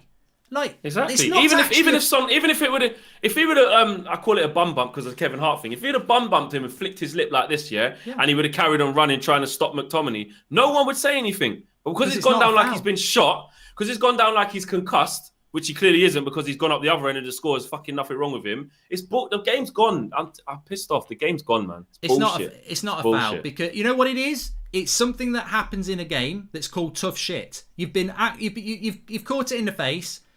It's not a foul. But look, we've got to deal with that. It's been given. It's a bit like the red card. I totally disagree with it. I think the game is gone. I think it's bloody ridiculous. Normally as a United fan, you'd go, shit, I think that might get caught. I was absolutely, like sometimes a marginal offside. Same. There was no part of me that thought that was going to not be a goal. And that's arrogance. Nothing. Because I was like, that's going to be a goal. Not even arrogance. It's just flipping. This is football. You should expect that to be a And Son's fouling him, like Dean McLaughlin says. Son's actually out of the game. Exactly. Son's got. There's no. The thing is. Exactly. You can't make a tackle there. You can't influence. Look, Son's out of it. Son does nothing because McTominay's actually played the pass as well. So Son, there's no reason not to give the goal because Son can't get back at him anyway. It's ridiculous. It's absolutely ridiculous. I understand the frustration, but having said that, mate, professional footballers switch on. It's 2 minutes, I think, afterwards. We can't make excuses for Maguire and Lindelof and everybody else. We can't. They've got to defend better on that goal. They're not even showing it on Sky yet, but look, it's gone. You've got to use that as a... I remember Roy Keane saying this in the past, Sir Alex Ferguson saying it in the past. You've had an injustice, deal with that injustice and don't let it be the reason you lose the game. And what do United do? I'm watching the goal back now. There's a good few passes here. It starts in their half. They pass literally from their back to the midfield. They basically go through the whole United team, mate. It's like it starts at the back and it's like it's schoolboy. There's so much space. Where's the midfield shape here? The ball goes in to Kane. Wan-Bissaka's marking Kane. Nobody's marking Son. Too tight. That's I spoke about it before, and I'm not saying that this is solely Wan-Bissaka's fault. I can't see it on my screen yet, but I'm sure I will in a sec. But I remember seeing it from the first time. Wan-Bissaka, like you said, comes right in off field, and I know as a right back you are taught to do that. But time and time again, we seem to get punished for it, which means that we're not shuffling over. We're shuffling over too much. You're leaving one man spare too much where we can't make a recovery. So I'm just watching it back now, and again. I said that, didn't I? I said Son coming in off that right-hand side from out to in is going to be an issue. And look, we get sucked across, and Wan-Bissaka is marking Kane on the edge of the box. Son's. This is the third time I've seen it. Son's on the pitch. He's their left winger. I've seen Wan-Bissaka marking Kane loads. We've got 2 centre-backs marking 1 striker, and we're pulling the right back across to do it, to leave Son free. I've spoken about this all season, mate, and I'm sure many people in the live comments, I'm sure you're the same. Defensively, we ain't it. We don't mark up. We concede so many goals. St. Maximin, Rodriguez, Son again today. We concede so many goals from bad marking. But you get Maguire coming out going, our defence is really good, we've got loads of clean sheets. Because you're a bunch of rhinos, you're protected species, you're David Attenborough time. You get clean sheets because we swamp players. You get McFred in front of them, you tuck your fullbacks in. That's why we get clean sheets. Actually, when you've got to defend like you had to then, oh shit, we've not got the bubble wrap. They can't defend. Been exposed. Yeah. I was going to quickly pop to toilet. You can talk about that, but what would you do in the second half? Because we're 1-0 down here. Yeah, well, I mean, when you take away, again, we play in such moments, it's so frustrating. Like, before the goal, we were trash. After the goal, we were trash even more and conceded. Shoehorning Paul Pogba in, it does affect the balance of the team, but that's what he's capable of doing, so I can understand it. But in terms of to be able to consistently play in each phase of play, in each transition, we can't do it. We have to be able to give the ball to Pogba and say, go and do something in that area. We have to change the way we play. We've got no movement ahead for the counter-attack. You know, they spoke about it in commentary. Gary Neville, I agree with Gary Neville. When you put Paul Pogba in, stick Rashford out onto the right, which I don't think is his best position, his most natural position. We're playing poor football and unable to penetrate. And that was the one time that we did. And defensively, look, we just go to sleep all the time. I said it before the game as well. What did I say? I said, as soon as Son is inside that channel, he won't beat him 1-for-1 in terms of running at him, because Wan-Bissaka is very good in that department, but he will outsmart him. And, you know, Aaron Wan-Bissaka going into to mark Harry Kane, why is that happening? That is the same type of goal, right? Even though we didn't concede from it, or well, we did in the end, against Brighton. When Solly March kept getting in down that left-hand side, it's not the exact same goal, but the principle remains the same of Wan-Bissaka getting drawn into the center of the goal, drawn into the center of the penalty box, drawn into leaving his left winger, and it happens far too much. So I don't know. I'm still massively pissed off about that goal, because I don't understand that even between VAR, people looking at VAR, and the referee, they can come to that decision. Why was that decision not given for Paul Pogba's thing then? If you're saying that's what a foul is in football, why is it that when it went out for a throw with Serge Aurier, that it wasn't a foul? So what? It's only a foul if it leads to a goal. Like what does it mean? The consistency and the level of officiating is crap. And people, look, I know every team is affected by it. You saw what happened to Liverpool the other day. Yeah, you know, you saw what happened to the player at Leeds again on Jesus. It's happening week in, week out, and they've got to fix it. But again, once that's happened, you've got to keep yourself in the game. You've got to settle down. You've got to take the emotion out of it. I said that as soon as you left. I said, you know, we shoehorn Paul Pogba into the formation, and it's almost like the only way we can get a chance out of it is to say, right, Pogba, you got to make something happen. You know, we've got to change the way we play, because you're not going to run in behind Paul Pogba. We've got to give it to you in the box, and then you just got to make some magic happen. It's just abandoning playing on a consistent pattern, and we struggled to create anything before then. You know, same as the Brighton game, same as the AC Milan second leg when Pogba came on, same as against Granada. It's just the same thing every single time. We play shit football, shit. You know, I was happy when Cavani scored, but, you know, I must admit, the first thing that came into my mind is that we've done it again. We've not actually played well. We've gone and got the goal, which is great, but we're not playing well. And, you know, part of me does think, you know, at some point, people keep saying it in the live comments, that this was never... It's not sustainable to keep doing what we're doing. You can't keep playing bad, nicking a goal and getting a clean sheet. And what happens? We get the goal, but we get a dodgy decision, and then they go up the other end and carve us open. We've got to play better football. And you're right, we are sticking Pogba. I mean, look. You're joking at Roy Keane. He's on about bloody, you know, I wouldn't put Pogba in the midfield. I mean, for fuck's sake, you wouldn't put Pogba in the midfield, but you play McFred. They are bad. Trash. Bad. McTominay's had a bad game as well. Like, he did well in that. So that wasn't his fault. But they're awful. Silly yellow card straight away. Then he gave the ball away a couple of times. Fred knocking it out for throw-ins when all he needs to do is make the pass. Like, it's just the same common themes, and it doesn't matter who plays there. It doesn't matter who plays there. We don't play good. We don't dominate the ball. We don't have a strong midfield. This is why we have to look at this in the summer. You know, we have to look at it. I'm so pissed off. What would you do in the second half anyway? Because I mean, do you I mean, look, Spurs will probably sit back. We can probably get a draw still, but yeah, Spurs will sit back, I think now. Yeah, they will. I would, as the game goes on. There's no Dan James, and you probably would want him to try and stretch it, but the game is going to become more compact. I probably would put Pogba in the pivot now with either McTominay or Fred, probably Fred, and I'd bring on Greenwood and I'd put Rashford back on the left and I'd put Greenwood on the right. I would. It just shows you with Cavani's goal that's been chalked off as well. You give our striker a chance, they'll score. People are talking about Haaland and Kane. How many times does Cavani get a chance like that? And what does he do? He bloody buries it.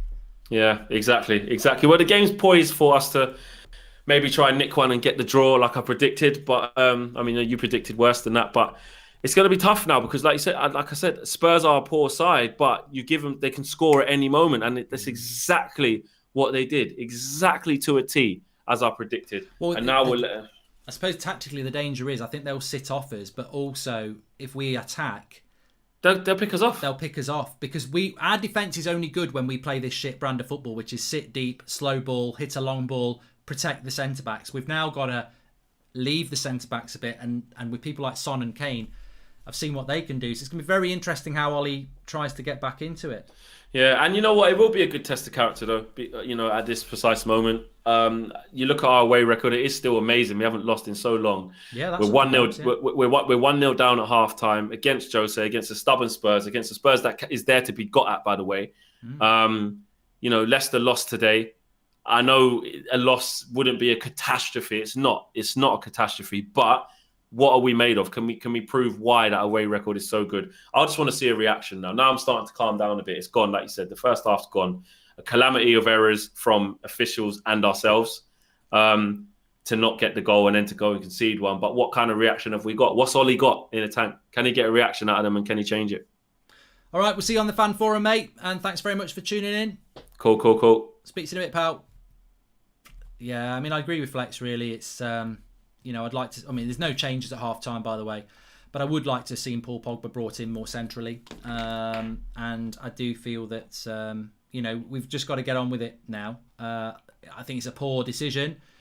But what dilutes that feeling about the poor decision for me is the fact that how we defended for the goal. The goal, I didn't realise the ball actually starts in their half and they just pass through us. Never should be conceding a goal like that at any level. There's too much space and we concede too much... it's too simple to pass through us. It's so bad. We were robbed with the red card in the last game and robbed here too. It's how you fight back, though. Let's put these dosses in their place.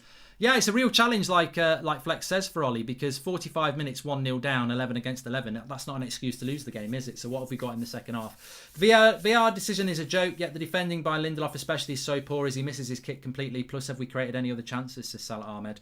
Pogba swap, McTominay off for Ahmed, Cavani for Greenwood, says Tom O'Duff. And second time Spurs diving has cost us disgraceful. Hope Ollie can fire up these boys and come out swinging in the second half, says Santiago. Please subscribe, by the way, bottom right hand corner. You're very welcome. We are getting close to 15,000, as you can see in the top corner.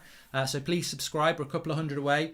Live every night at 8 o'clock. We've got the fan forum tonight, which will be on at 8 o'clock. My match reaction after, so you can do the player ratings. We're live every morning at 10 a.m. Lots to get involved with the channel, so please subscribe. Bottom right-hand corner. The game is set up for a United comeback with a vengeance. Now it's about Ollie being brave enough, says George. Well, you know what? Best case scenario, George. We come from behind, we win the game because we go on the front foot from 1-0 down and we maybe learn a lesson. Maybe we learn a lesson there. Now, here we go. Rashford, look at Cavani. No, he's overplayed it, Rashford there. He's overplayed it. He's gone for the skill move and it's not worked. And now Spurs come away with it with Ndombele.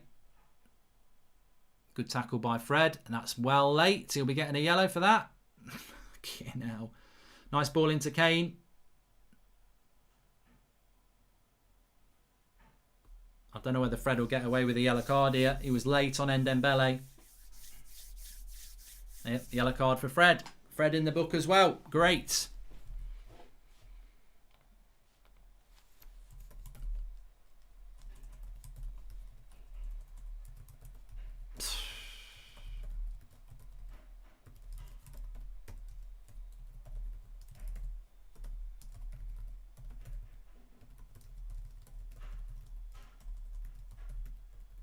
There's just no composure in that midfield. I think composure is the word, isn't it? There's no composure in that midfield.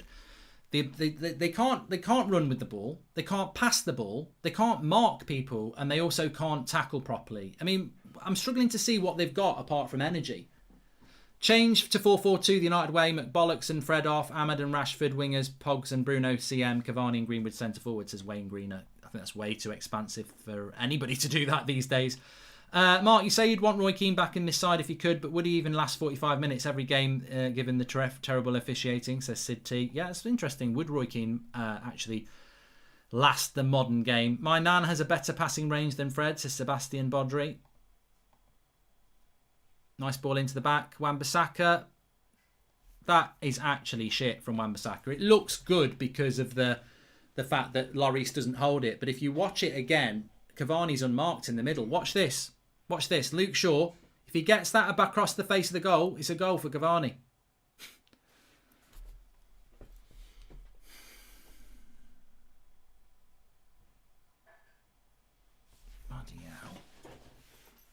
Bit more energy, says Karen. Second half FC, hopefully.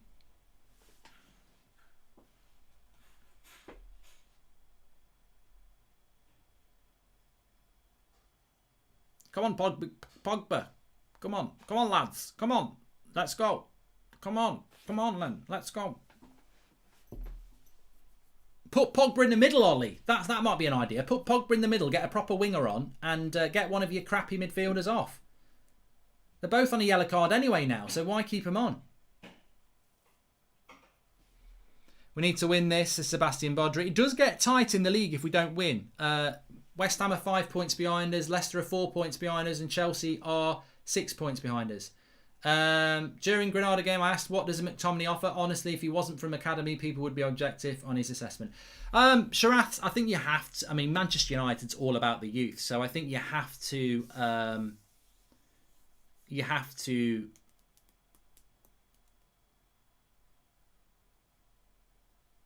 What's the word? You've always got to be patient with Manchester United young players because it's a big part of our identity, of course. However, I do agree with you that if certain players from our youth team weren't from our youth team, they wouldn't be in this club anymore. That midfield is atrocious, though. It is absolutely atrocious. And what gets tiring is, as a fan, and I'm sure you all feel it, is that we've been talking about... They're called McFred, for God's sake. It's a mockingly joke name. And you know where McFred came from? It came from our Sunday night show from Beth. She just came up with McFred. And now it's everywhere on social media. McFred, it's a joke. And our midfield is a joke. And McFred has been a name that's been around for ages. And Magaluf as well. Everybody knows Man United's midfield and centre-backs are dodgy. And yet Ollie picks them in big games, game after game after game after game after game. And there are other options, but he won't change it. You know, we're losing this game and he won't change it. I mean, Mora's just skipped past McTominay's night like he's not there. They're ineffective in every way, basically. We've got some good players in that team. I believe Maguire's a good centre-back with a good partner. I think the goalkeeping position were fine, whether you played De Gea or Henderson. Wan-Bissaka needs a bit of work, but he might be the right back we need. The midfield needs a total 2 new players if we're not going to play Pogba there. Here's Bruno, hold on. Bit of space here for Bruno. Wide to Wan-Bissaka's the ball. What are you going to do, Aaron? Where are you going? Go the other bloody way. What are you cutting back for? All the space is in front of you. What is Wan-Bissaka doing there? Half a chance for Cavani. He's won a corner. Bruno plays a lovely ball into the path of Wan-Bissaka and he goes backwards. Go forwards. Attack the bloody space. You might win a penalty. Good cross by Pogba, though. What a cross that is by Pogba. And I tell you what, Cavani's got a tap in if Rodon doesn't stick his foot out. Corner to United. Come on, Harry. £80 million. Get your head on it.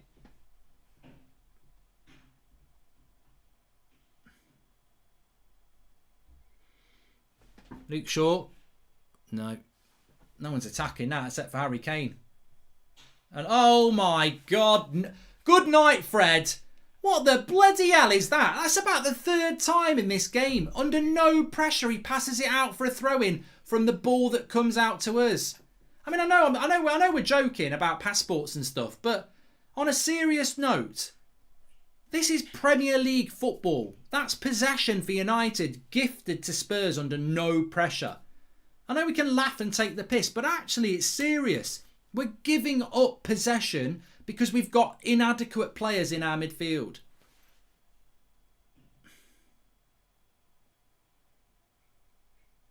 There's Lucas Moura now. Watch out for the overlap. On our route one from last year was more exciting than this possession football, says Sebastian Bodry. I think we need to be careful because if there's a second goal, it's over.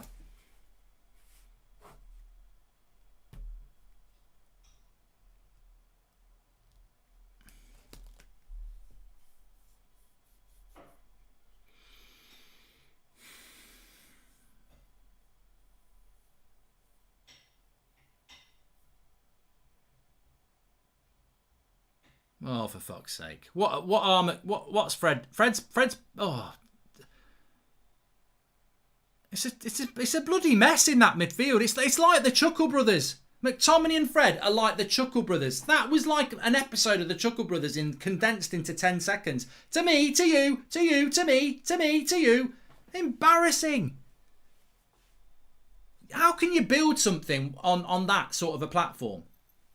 I know, you know what? I don't like saying this. They're Manchester United players. I don't like, doing them down. I don't think anybody does. But they're not good enough. And it's game after game after game. They're not good enough.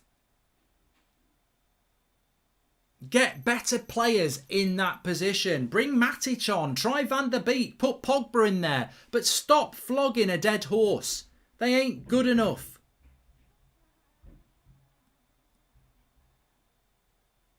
McTominay with the shot. I mean, that's what McTominay can do. That's what McTominay can do. That's where McTominay, for me, is a footballer.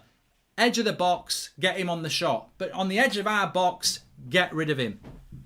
Comes to McTominay on the edge of the box here. He's got a good shot on him. As I said, he's not a CDM. He's a box-to-box player.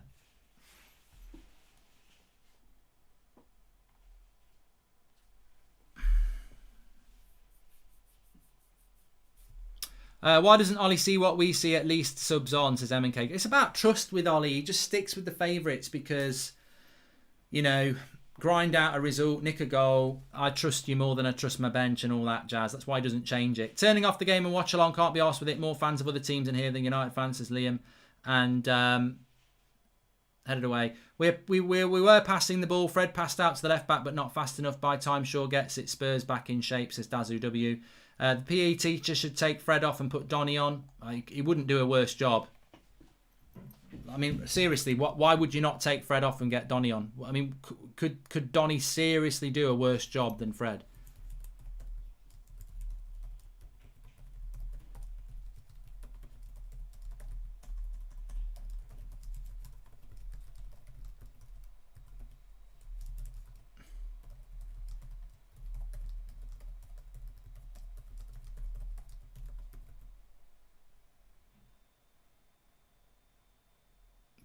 Fred!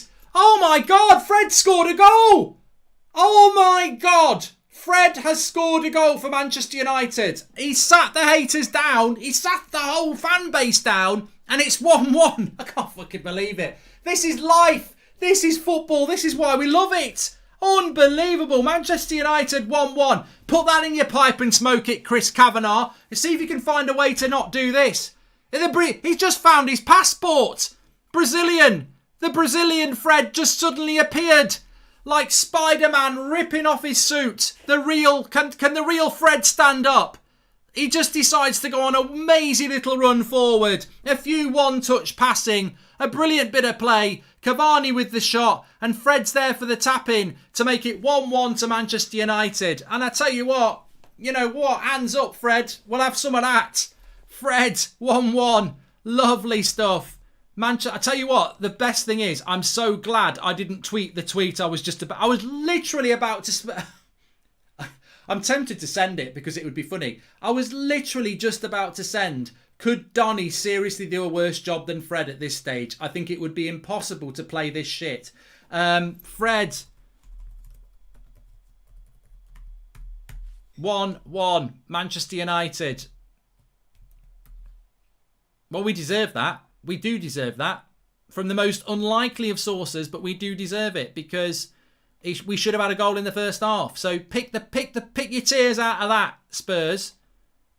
We deserve that. And we're back in it. Sit down. I'm already sat down. Fred sat me down. I'll take it with a big smile on my face. I feel better now. It's getting better now. It's a bloody good goal as well. Quick. You know what it is as well? This is what happens when you move the ball quicker. On a serious note, this is what happens when the tempo goes up. Why can't we play that all the time, like this all the time? Here's Pogba. Here's Bruno. Here's... Oh.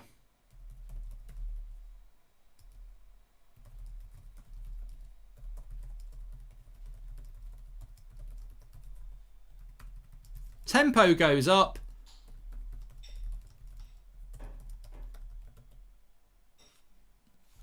And we play better. It is so annoying. It is annoying in a way because we are actually moving the ball a lot quicker now and we make things happen. As soon as we stop going side to side, slow tempo, things happen. It's like, just play like this from the start. We're all talking crap about Fred and then he goes scores, says Ryan. Well, good. It's a reaction, isn't it? Best bit of play I've seen in such a long time. Brought tears to my eyes, says George. Loads of people are waking up. Why can't we play high tempo like this all the time? Exactly. Exactly. Oh, good save by Henderson there, though. Oh, come on, Rashford. Break on the break here. People would disagree, but we don't need two CDMs. Let us go forward and risk. When they go forward, we look like need to go cross more in for Cavani, says Scott. This is unbelievable. Come on, United, says Xander. Fred slander is in the mud. McTominay is the problem, says Pumpkin Spice. Serious jokes aside, I think they're both the problem. Like, defensively, they are the problem. I think McTominay on the edge of the box is a threat and a decent player, but as a defensive pivot, they're a joke. I stand by that. I mean, it's a great goal by Fred, but they're not what we need in that position. We need a proper centre defensive midfielder who will do that job. You know, an Ndidi, Ruben Neves, a Declan Rice, somebody like that. And I don't know what Fred is. McTominay's definitely a box-to-box player, push forward. But Fred, Lo Celso's coming off for Sissoko here, so Mourinho's going a little bit defensive, which is quite interesting. But Fred's not a defensive midfielder either, but doesn't have enough goals in his game. Fred's like an old-fashioned midfielder, really, sort of box-to-box. But yeah, move the ball quicker and things happen. And this is why I keep hanging in there with Ollie, really. People say, why do you stick by Ollie? And I'm like, because is it really that hard to play a better brand of football? Most of these players suit a quicker way of playing football. All he's done at half-time is say, move the tempo. That's all he's done. And it's very frustrating because the next game we'll probably play shit again until we go 1-0 down, and then he'll say up the tempo. Just up the tempo from the start. Tottenham Hot Springs, where the water is so warm, they all take a nice dive, says Mr. Milks. That's tiki-taka system, Mark. That's how we should play. It's beautiful. Tariq, we can play a better brand of football. The manager just has to let us free to do it. It's as simple as that. Please subscribe, by the way. Bottom right-hand corner, we're nearly at 15,000 subscribers. Please subscribe. Bottom right-hand corner, we're only about 50 away now. Look at the top left. Look at the top left. But United are back in it. 1-1, half an hour to go. Let's get the win, boys. Let's go and get the win. We've been the better team second half. We deserve to be 1-1 because we should have had a bloody goal anyway. And Spurs are being Spurs here now. They've got the goal. They've tried to sit back and they've lost their tempo. I'm not going to say it, but I can only see one winner in this game now, and they're wearing red. Here's Bruno. Oh, what a save by Lloris from Bruno there. Lovely hit from Bruno. And Lloris pulls off a cracking save. He's got to be about 30 yards out here, Bruno, when he hits it. On his left as well. It's a lovely hit by Bruno. And Lloris at full stretch just tips it round. It's a lovely hit. It's a fantastic save by Lloris. That nearly a brilliant goal by Bruno. Good save by Lloris. 2-1 United marks. Cavani with the winner. Cavani deserves a goal, Daniel, actually. He scored a good goal. He's just got an assist for Fred. Not a lot not a lot going on, but this has been one game where we've actually provided a little bit for our number 9 instead of next to nothing. Oh, it's a corner for United. I wasn't watching, and Pogba's headed it wide for a goal kick. I will be playing a bit of Grand Theft Auto tonight at about 11 o'clock. Yes, you can tune in for that. We got this now, says Dale. Hope so. Hope so. Player ratings will be out in about 10 minutes.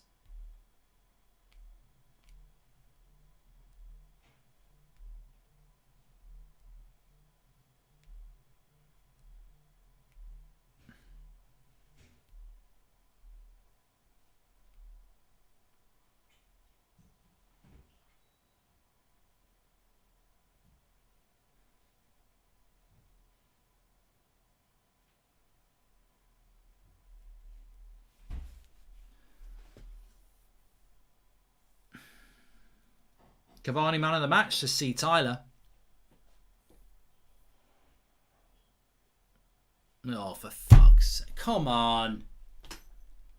That's Lindelof having to force it because the midfield's not coming to take the ball off him again. Now, I suppose the interesting thing in this game now is keep an eye on this. Keep an eye on this. I think Pogba and Bruno have played well, especially second half. Keep an eye on this. What subs is he going to make? 65 minutes. We played Thursday night. Most of this team played Thursday night. You've got a bench. Mourinho's already made a sub. What subs are you going to make? And this, to me, is about what Solskjaer's future is as Manchester United manager.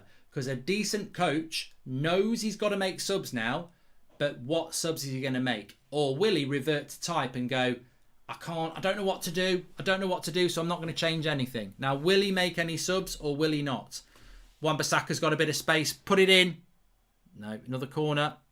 We're pushing, though. We're pushing. He should be making subs. Greenwood should be coming on. Rashford shouldn't be able to play 90 minutes in this game, but, will he make the changes? I don't know.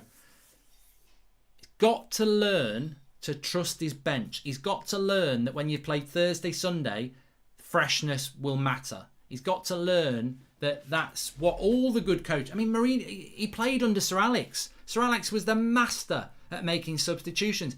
He was a bloody super sub himself.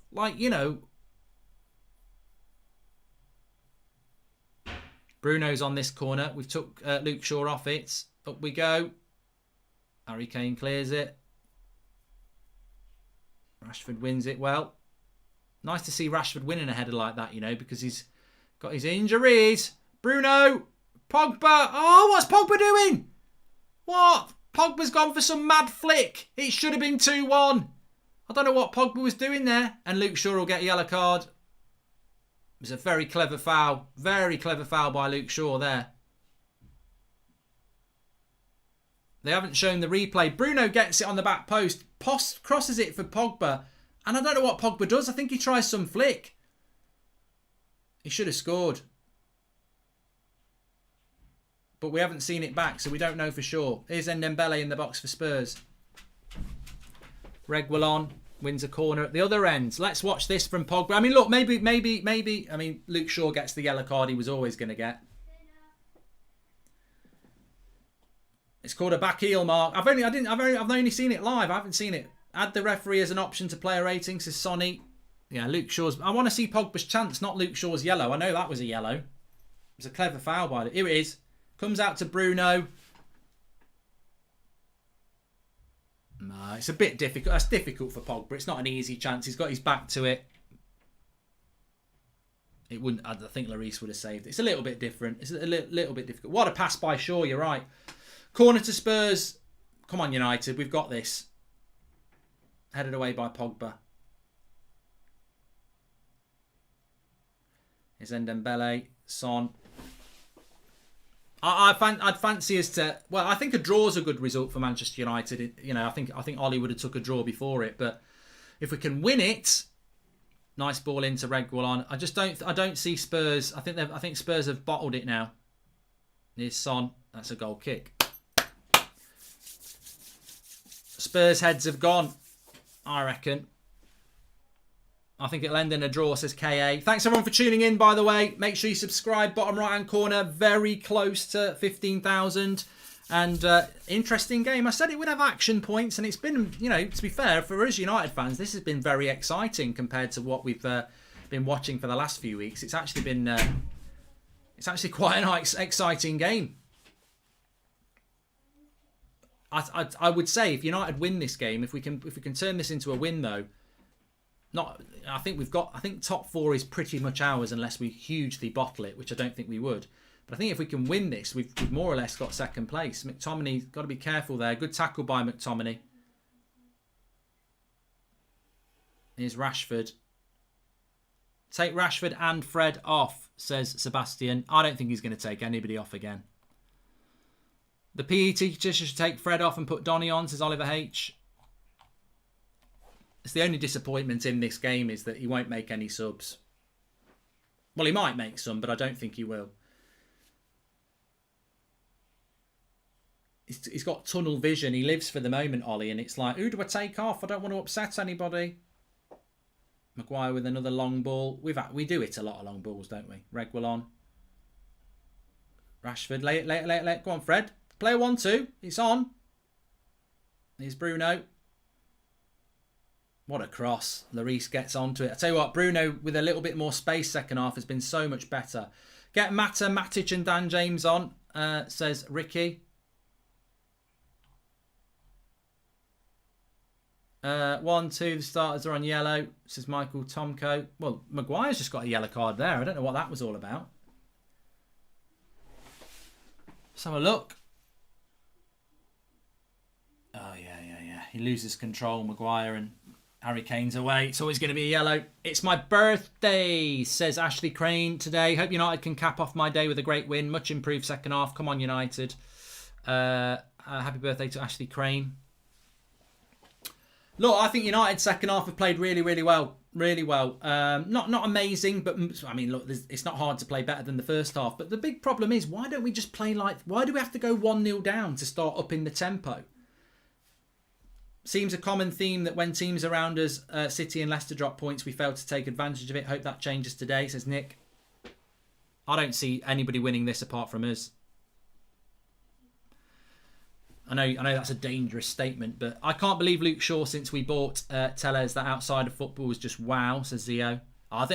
You know what? I actually think Luke Shaw's man of the match because I thought he was our best player in the first half, in a bad first half, and I think second half. Substitution, Mason Greenwood for Rashford. Sensible, well done, Ollie. I'll applaud that. You got to do that. Well done. Sensible. Can't be keeping playing Rashford for 90 minutes, so well done with that one. Bruno would be our captain on Thursday, says Harry. Come on, Mason. Win us the game.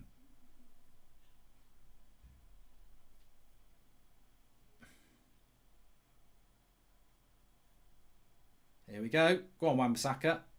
That's going to stay in. He's gone for an early cross. It's a bad cross. Luke Shaw, Cavani, Fred. Oh, I thought I was deflecting in then. It's just the camera angle. I was like, shit, Lloris has dived. Spurs can't get out here. Oh, watch out. Watch out. Watch out. Luke Shaw's out of position. Ndembele.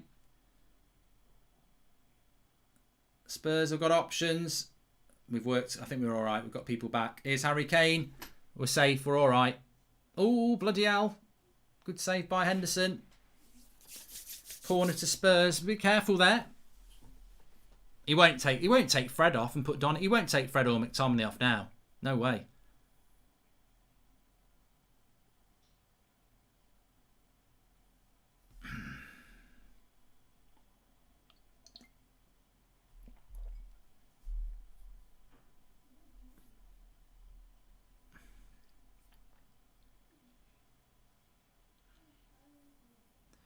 Corner to Spurs. Now, Spurs corners have been pretty shit today. We've defended really well. And we've done it again there with Wan-Bissaka. Cross comes in. Oh, fucking hell. I think he was offside anyway, Aurier. Just seemed to bounce around the 6-yard box and Aurier just hooks it over the bar. He's got a smile on his face. He's happy. As long as he's happy.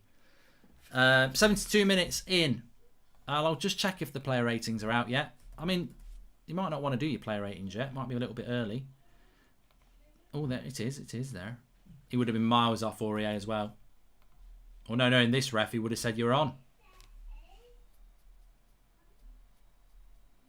Come on, United. I think United will be quite happy with a draw, but I think we can win this. Here's Pogba.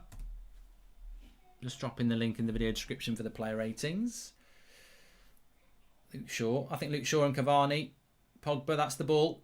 Here we go. Greenwood on the left. Greenwood on his left foot. Have him on toast. Have him on toast, mate, Mason.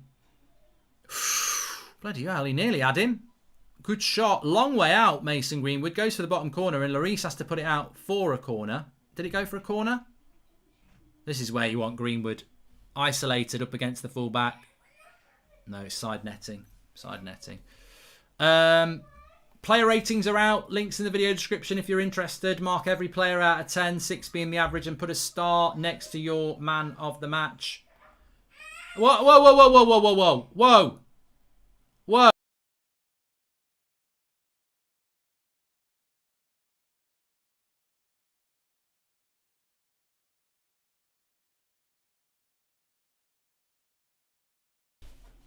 Sorry about that. Said being naughty.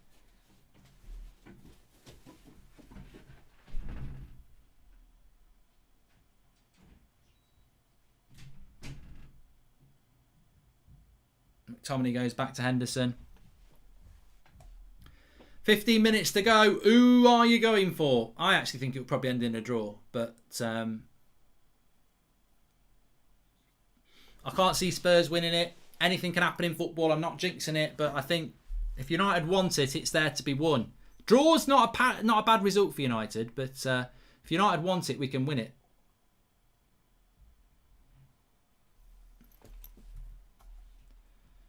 Say something, shout it from the rooftops as your hand.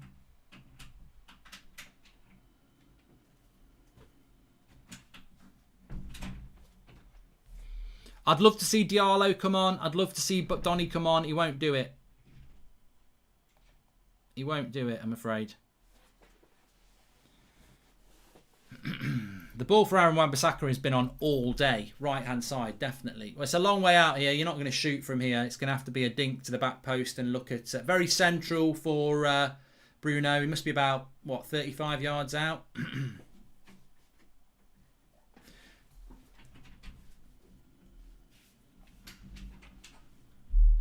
It looks a lot closer from there, doesn't it? On the screen, it doesn't look that close. I don't think Bruno would hit this, though. 15 to go. Not a great result for Spurs, a draw. McTominay. Crap.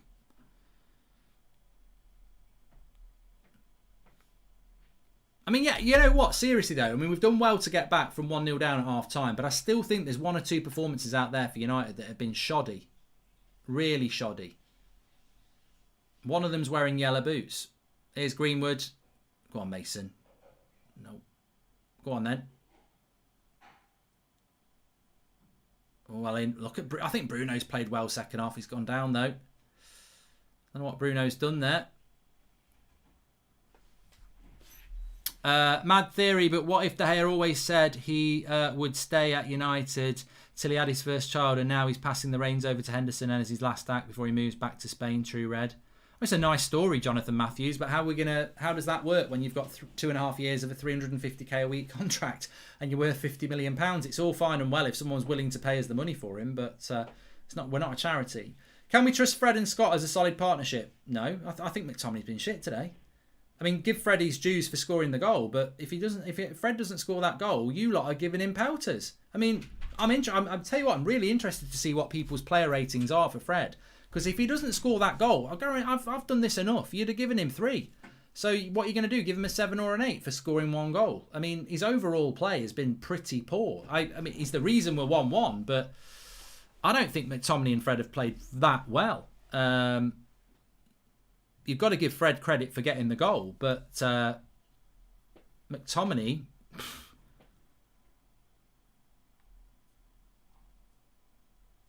I suppose it's which way you go in life, isn't it? Sky Sports probably give him man of the match for scoring a goal. Some of you might give it the same, but I just think they're very poor.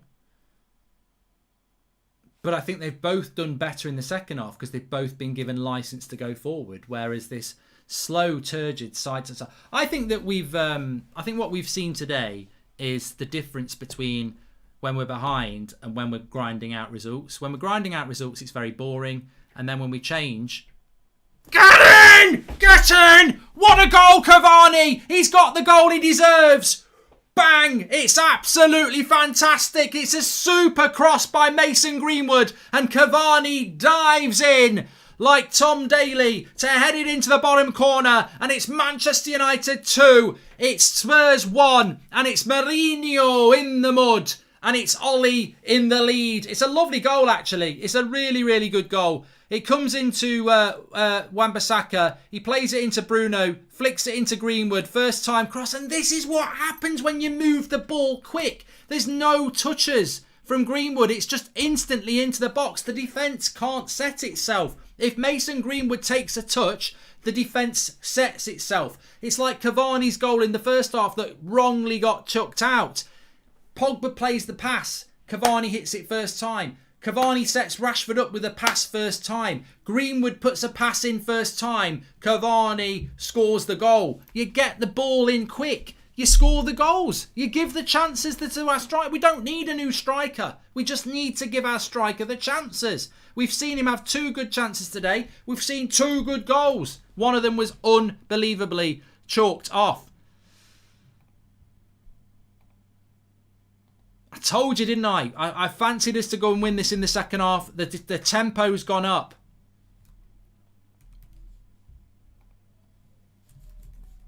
There's a good tweet in that.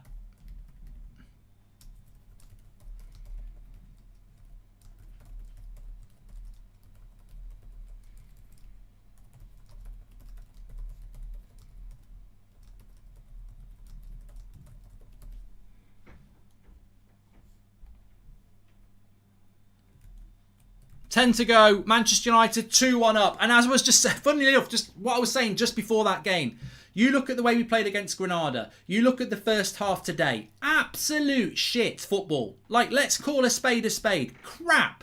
Rubbish. Slow. No tempo. We go 1-0 down. He gives them a rocket up the arse and he says, right, quicken the tempo. And we play some of the best stuff we've played in weeks. Just play like this from the start. Tell them to move the ball quicker and they'll move the ball quicker. Tell them to play one touch and they'll move the ball quicker. This nonsense of side-to-side crap slow football, which comes from the manager, has to stop. Play like we did in the second half today and do it every week. It's as simple as that. You know, I despair at the way we play football. Like, do this more often. Play on the front foot.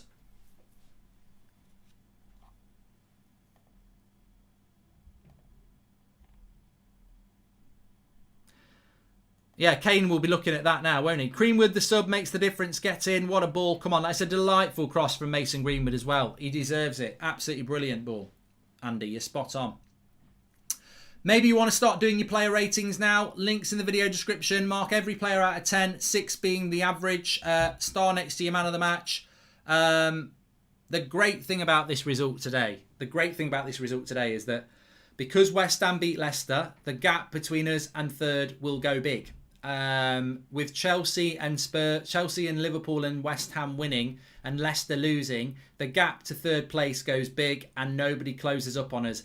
This gives us a huge chance of not only being top 4 but getting second place as well.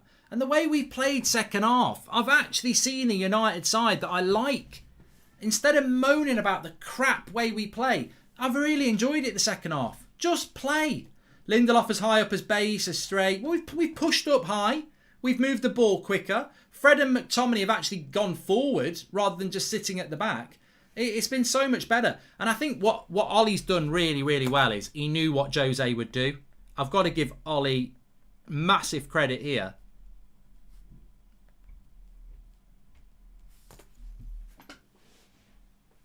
Another corner here for Spurs. I wasn't looking. What happened here?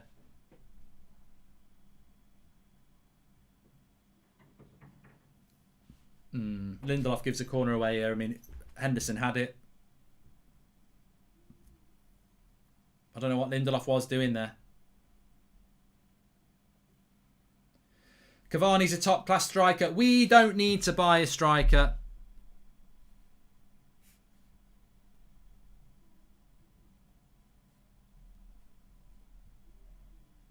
We just need somebody we just need to provide the service. You know, he's had 2 chances today and he scored both of them. Mark, it's clear from today's performance that Ollie plays safe due to fear of losing his job. Will we see football next season after getting second? I know. This is what I'm hoping for. This is why when people say, why don't you say Ollie out? You know, you don't like the way we're playing football, so why do you stick by it? Because I know that he can play like this. I know he can do it. I don't know whether he will do it, but I know he can do it. Like, what a shame it would be to lose your job by playing the shit stuff you did in the first half when you know you can play like this in the second half. This, to me, shows what he can do as a coach. This second half is what I'm clinging on to. This is the hope that I'm hoping for. But we'll see. Regardless of the result, this is the best game I've seen playing United this year. Offensive and entertaining football. Simon, exactly. It gives you something to cling on to, but he's got to do it more. Another corner for Spurs. Henderson killing a bit of time there. Clever, clever. Bruno, nutmeg, Mason, cross and Cavani header. I think Bruno's been superb this afternoon. It's been like the old Bruno. Because we played on the front foot. There's more space when you do that. Very happy. Very, very happy. If you want to do your player ratings, links in the video description. Mark every player out of 10, 6 being the average star next to your man of the match. We'll go through that on the match reaction. But Manchester United looking at three very big points here. Biggie Third says games like this is why I want Ollie gone. What? Why? I don't know what you mean. Greenwood with the assist. If it was that English lad from the city, the press would be all over it. Says Jonathan Matthews Foden. Yes, I know what you mean. Yeah, I totally missed that. I didn't really mention it. Cavani actually stopped a goal going in as well by heading it onto the post.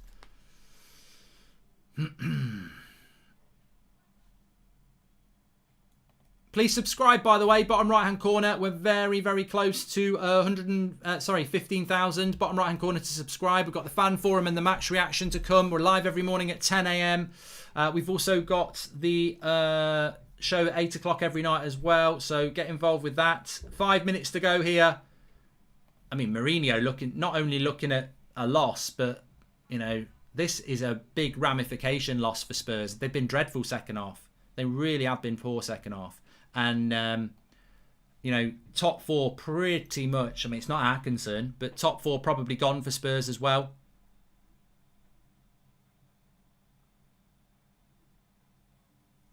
McTominay with the foul there.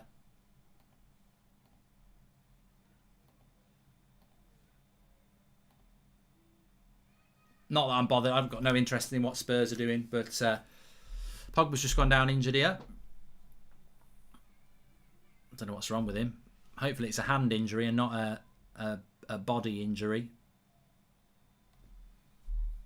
Coming back from behind again, Manchester United as well. Yeah, very good.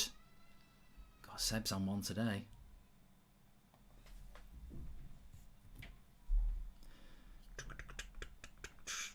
He's not, don't worry, he's not a Spurs fan.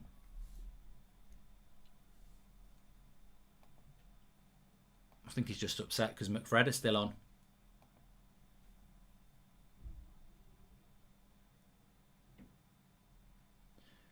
Five minutes to go here. Reguilon into the box. Good tackle, Wan-Bissaka. You'd fancy United to not concede with this many players that we've got back now. Good take by Henderson there. I mean, Spurs have looked very... What's the word, Spurs? Shit, this second half.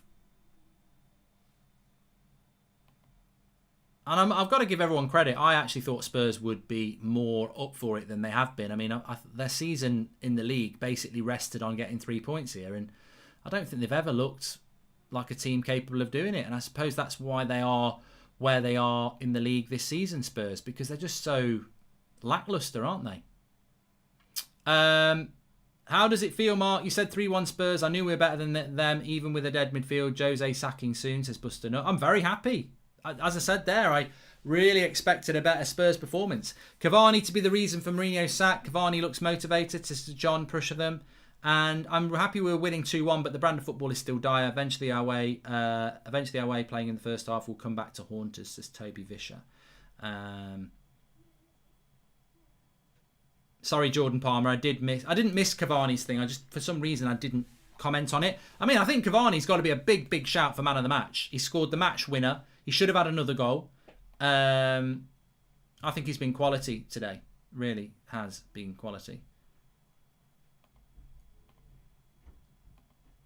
We haven't played amazing. I think we've shown some grit, and I wish we bought Cavani earlier, especially with the news of him leaving, says SK. Well, maybe not. Maybe not. Maybe he'll stay now. Maybe. 2 minutes of normal time to go. United just killing the game a little. Oh, McTominay again. I mean, he's not been good. I don't care what anybody says. I ain't giving him a good score. Matic is going to come on now. No Donny again. Matic for Bruno. I mean, that's you can't get everything. We've just won a game from coming from behind, but the misuse of Donny van der Beek continues to baffle me. It really does. But what can I say about that? It's par for the course now. Sadly. You just don't want to use him. Never going to use him. Thanks everyone who's subscribed, by the way. Bottom right hand corner. I am doing a bit of Grand Theft Auto tonight on Twitch if you want to join me for that. And WrestleMania at 1 AM as well. More fool me. But it might be good. Might be good. What we got? 6 minutes? Where's he got 6 minutes from? For what? What? Where's he got 6 minutes from? Is he having a laugh? 6 bloody minutes. This is a massive win for United. And you know what? I'm very glad about this win as well, because there's absolutely zero prospect of Solskjaer getting sacked. So for me, the obvious thing is to finish the season well, get some confidence into the summer, buy better players, and then improve next year. That's to me is the logical conclusion. Wanting us to lose games at this point, well, I never understand that anyway, but wanting us to lose games would be futile because he's going to be the manager next year. So go into next season with all the confidence you can and see what happens. You know what I'm saying? You know what I'm saying.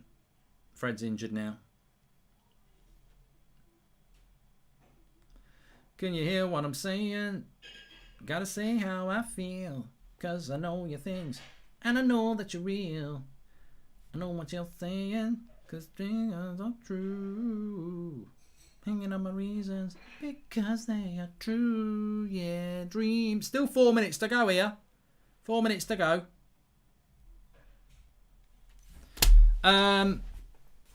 Ollie hasn't subbed any of the players that have a yellow, says Darian Walters. And am I crazy? Where did 6 minutes come from? I don't know, Marcus. I'm stunned. Gary Neville's bigging up Dean like he saved 3 penalties. Second half has been a good, but only shows why we're so poor over a season. Bad management. Well, Gary's got his agendas as well, hasn't he? Always has done. Cavani is quality, made for United. Love his aggression and ability in the air. Pity he's not 5 years younger. Shaw class again, says Kieran Byrne. And Mark, we played on Thursday. They had a week off. I know. And look at the energy of the second half. I think that's a good point. I'd be appalled by Spurs. Absolutely appalled.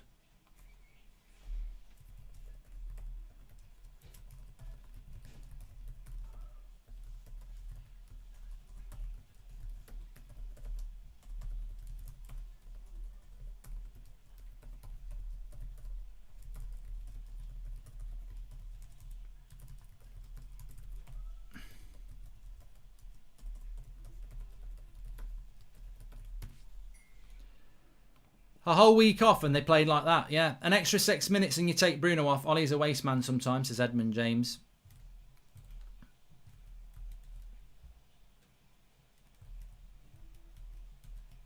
Player ratings, video description. think it's in the third sentence, yes. Mark every player out of 10, 6 being the average, star next to your man of the match. We'll go through that in the match reaction. Lots to talk about in the match reaction. You know, there's been some brilliant performances. There's been some poor performances. There's been some brilliant tactics from Ollie. There's been some terrible tactics from Ollie. I think we've learnt so much from this game. I think the match reaction is going to be fantastic because it's not as simple to say, what a great performance. It's not as simple to say, that player was crap. I think there's a lot to learn from this game. You could come out, I mean, we should all come out of it very, very happy. But there's a lot of warnings, but there's a lot of hope as well. And it's how Ollie takes these sort of results and turns it into a future or just a blip.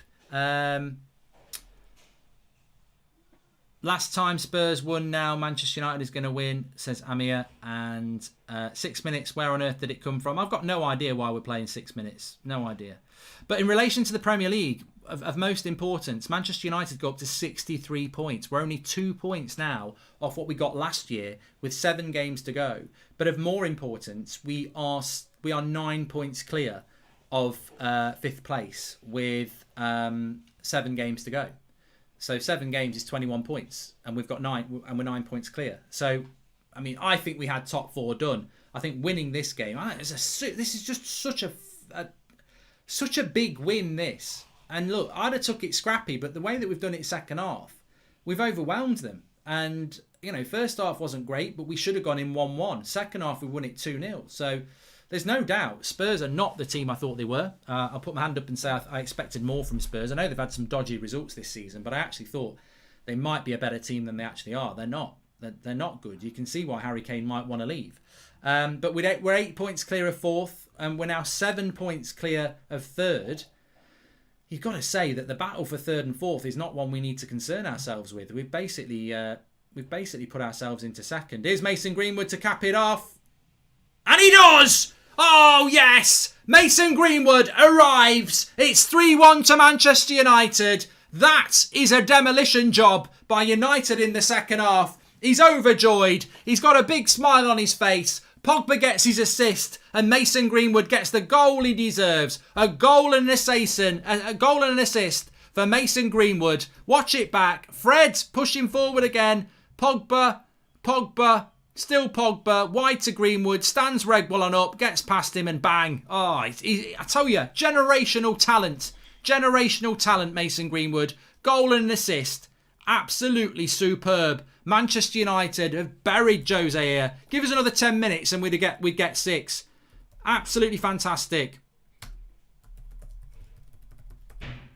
Generational talent. That's what we call him on this channel because that's what he is. Mason Greenwood. I tell you, give Greenwood, give Cavani the chances and they will score the goals. It's as simple as that. People give these lads, 4 and 5s out of 10 in the player ratings because they're living on fumes. You give them something, that's what happens. Mourinho congratulates Ollie. The game ends 3-1. Demolition job in the second half, folks. Absolute chalk and cheese. First half performance, rubbish. Second half performance, fantastic. Flip it around like a pancake. Spurs were dreadful second half. United overwhelmed them. We played on Thursday. They've had a week off. Greenwood comes on, goal and assist, instant impact, generational talent. Is it the end of Mourinho? Well, look, I'm not really bothered. He's not a Manchester United manager. He's a Spurs manager. But Manchester United go 7 points clear of Leicester in 3rd place with only 7 games to go. Top 4 done. 2nd place probably done. Maybe a little bit of a title charge. No, I'm not going to go that far, but who knows? That's a fantastic result for Manchester United. Absolutely fantastic. Links in the video description for the player ratings. Mark every player out of 10, 6 being the average. Put a star on the player the man who's your man of the match. Maybe it's Cavani, maybe it's Pogba, maybe it's Luke Shaw. I don't know, but we'll do the player ratings on the match reaction. I'll see you there in a minute. Link in the video description for that. What else before I go? There was something I wanted to say before I go. Let me think. Yeah, I know what it was. We don't need a striker. We don't need a bloody striker. We don't need to spend £150 million on a striker. I've been saying this for bloody ages. We don't need to buy a striker. What we need to do is do what we did in the second half. Get the ball to our striker. Cavani will score. Greenwood will score. We don't need a striker. We don't need a striker. That's all we need. That's all we need is to do what we did in that second half. We need to play a better tempo. Sort out McFred, because I actually thought they were both a bit. I'm talking about this stuff like it's the player ratings. I'll see you on the match reaction. It'll push you automatically to the match reaction, so I'll see you there in a minute. Thanks for watching.